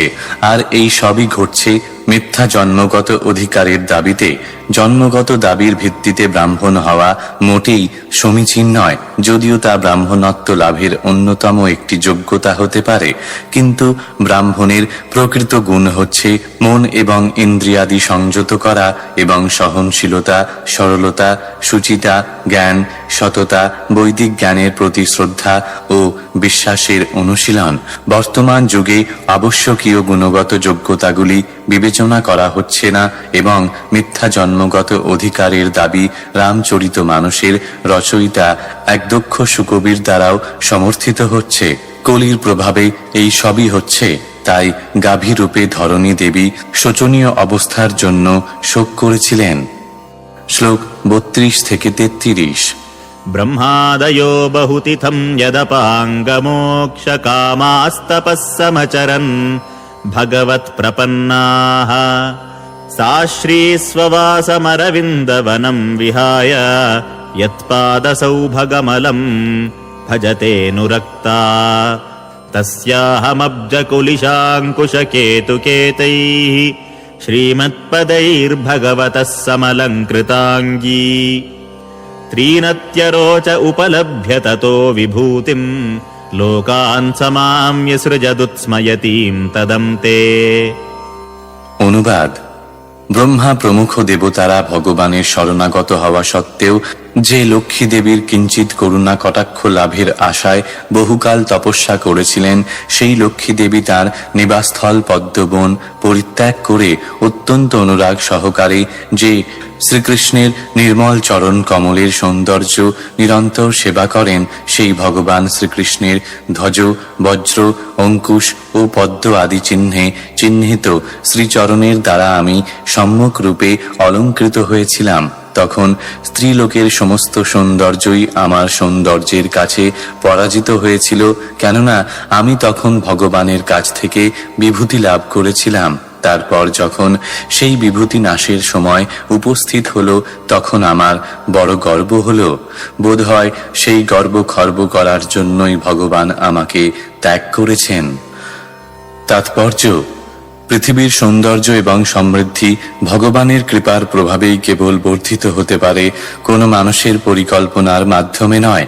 পরমেশ্বর ভগবান শ্রীকৃষ্ণ এই পৃথিবীতে যখন প্রকট হয়েছিলেন, তখন ধরিত্রী তার শ্রীপাদপদ্মের মঙ্গলময় চিহ্নসমূহের দ্বারা বিভূষিতা হয়েছিলেন এবং তার এই বিশেষ কৃপার প্রভাবে সারা পৃথিবী পরিপূর্ণ হয়ে উঠেছিল, অর্থাৎ নদী, সাগর, অরণ্য, পর্বত এবং খনিগুলি, যা মানুষ এবং পশুদের সমস্ত প্রয়োজনীয় দ্রব্য সরবরাহ করে তাদের কর্তব্য পূর্ণরূপে সম্পাদন করেছিল। তাই পৃথিবীর ঐশ্বর্য ব্রহ্মাণ্ডের ত্রিলোকের অন্য সমস্ত গ্রহের ঐশ্বর্যকে অতিক্রম করেছিল। তাই সকলেরই প্রার্থনা করা উচিত যেন ভগবানের কৃপা সর্বদাই পৃথিবীর উপর বিরাজমান থাকে, যাতে আমরা সকলেই তার অহেতুকী কৃপা লাভ করতে পারি এবং জনগণের সমস্ত অভাব পূর্ণ করে যথার্থ সুখ আস্বাদন করতে পারি। কেউ প্রশ্ন করতে পারে, ভগবান যখন পৃথিবীতে তার উদ্দেশ্য সাধন করার পর তার স্বীয় ধামে ফিরে যান, তখন কি করে তাকে এখানে ধরে রাখা যায়? তার উত্তর হচ্ছে যে ভগবানকে ধরে রাখার কোনো কারণ নেই। ভগবান সর্বত্রই বিরাজমান বলে সত্যিই আমরা যদি তাকে চাই, তাহলে তিনি আমাদের সঙ্গেই উপস্থিত থাকতে পারেন। শ্রবণ, কীর্তন, স্মরণ ইত্যাদি ভক্তি সেবার দ্বারা ভগবত ভক্তি সম্পাদিত হলে ভগবান সর্বদাই আমাদের সঙ্গে থাকবেন। এই জগতে এমন কিছু নেই যার সঙ্গে ভগবান যুক্ত নন। কিভাবে তার সঙ্গে যোগসূত্র স্থাপন করা যায় এবং অপরাধ শূন্য সেবার মাধ্যমে তার সঙ্গে যুক্ত হওয়া যায়, সে সম্বন্ধে আমাদের অবশ্যই শিক্ষা গ্রহণ করতে হবে। ভগবানের দিব্য নাম সমন্বিত শব্দ ব্রহ্মের মাধ্যমে আমরা তার সঙ্গে যুক্ত হতে পারি। ভগবানের নাম এবং ভগবান স্বয়ং অভিন্ন, এবং যারা নিরপরাধে ভগবানের নাম কীর্তন করেন, তারা তৎক্ষণাৎ উপলব্ধি করতে পারেন যে ভগবান তাদের সম্মুখে রয়েছেন। বেতার তরঙ্গের মাধ্যমেও আংশিকভাবে শব্দের আপেক্ষিকতা উপলব্ধি করা যায়। তেমনি ভগবানের দিব্য নাম উচ্চারণ করার ফলে ভগবানের উপস্থিতি অনুভব করা যায়। এই যুগে কলির কলুষিত প্রভাবে যখন সবকিছুই দূষিত হয়ে গেছে, শাস্ত্র তখন ভগবানের দিব্য নাম উচ্চারণ করার নির্দেশ দিয়েছে এবং শ্রী চৈতন্য মহাপ্রভু এই পন্থা প্রদর্শন করে গেছেন।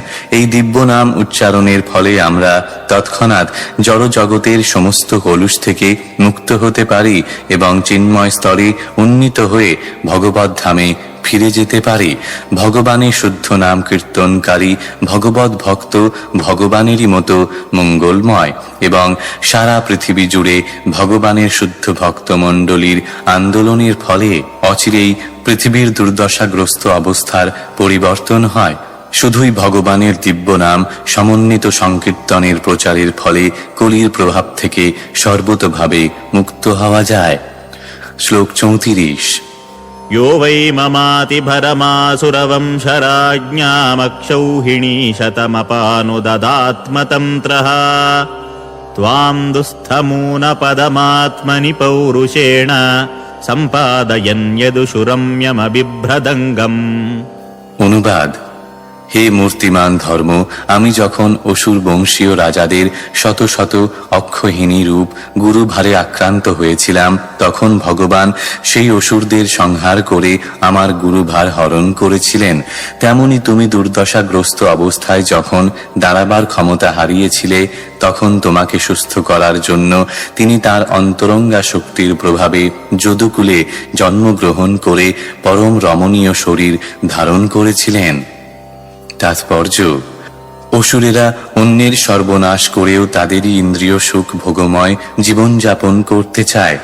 তাদের উচ্চাকাঙ্ক্ষা পূরণ করার মানসে অসুরেরা, বিশেষ করে নাস্তিক রাজারা অথবা রাষ্ট্রনেতারা সর্বপ্রকার মরণাস্ত্রে সজ্জিত হয়ে শান্তিপূর্ণ সমাজে যুদ্ধ বাধায়। তাদের নিজেদের গৌরব ঘোষণা করা ছাড়া আর কোনো উচ্চাকাঙ্ক্ষা থাকে না। তার ফলে সর্বপ্রকার অবাঞ্ছিত সামরিক শক্তির ভারে বসুন্ধরা ভারাক্রান্ত হন। আসরিক ভাবাপন্ন মানুষদের সংখ্যা বৃদ্ধির ফলে যারা ধর্মপরায়ণ, বিশেষ করে ভক্ত বা দেবতারা, তারা অত্যন্ত অসুখী হন। তখন পরমেশ্বর ভগবান অবাঞ্ছিত অসুরদের সংহার করার জন্য এবং যথার্থ ধর্ম সংস্থাপন করার জন্য অবতীর্ণ হন। সেই উদ্দেশ্য সাধন করার জন্যই শ্রীকৃষ্ণ অবতীর্ণ হয়েছিলেন এবং তার সেই কার্য সম্পাদন করেছিলেন। শ্লোক 35।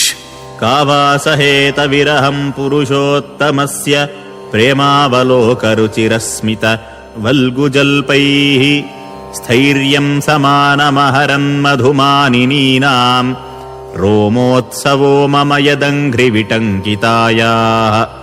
অনুবাদ: যিনি প্রেম পূর্ণ অবলোকন, রুচির হাস্য ও মধুর সম্ভাষণ করলে সত্যভামা প্রভৃতি মধুমানিনী কামিনীগণ ধৈর্য ও মান হারাতেন, যার চরণ চিহ্নে অলঙ্কৃত হয়ে এবং চরণ স্পর্শ অনুভব করে আমার অঙ্গ পুলকিত হতো, সেই পুরুষোত্তম ভগবানের বিরহ কে সহ্য করতে পারে?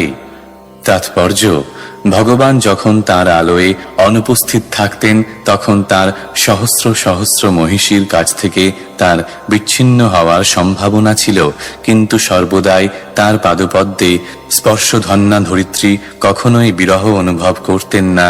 কিন্তু ভগবান যখন এই পৃথিবী ত্যাগ করে তার চিন্ময় ধামে ফিরে গেলেন, তখন ধরিত্রী আরো গভীরভাবে বিরহ বেদনা অনুভব করেছিলেন। শ্লোক 36। तयोरेवं कथयतोः पृथिवी धर्मयोत्सदा परीक्षिन्नाम राजर्षिः प्राप्तः प्राचीं सरस्वतीम्। অনুবাদ: পৃথিবী এবং ধর্ম যখন পরস্পর এইভাবে কথোপকথন করছিলেন, তখন পরীক্ষিত নামক রাজর্ষি পূর্ব দিক বাহিনী সরস্বতী নদীর তীরে উপস্থিত হলেন। ইতি শ্রীমদ্ ভাগবতের প্রথম স্কন্ধের কিভাবে পরীক্ষিত কলিযুগের সম্মুখীন হন নামক ষোড়শ অধ্যায়ের ভক্তি বেদান্ত তাৎপর্য।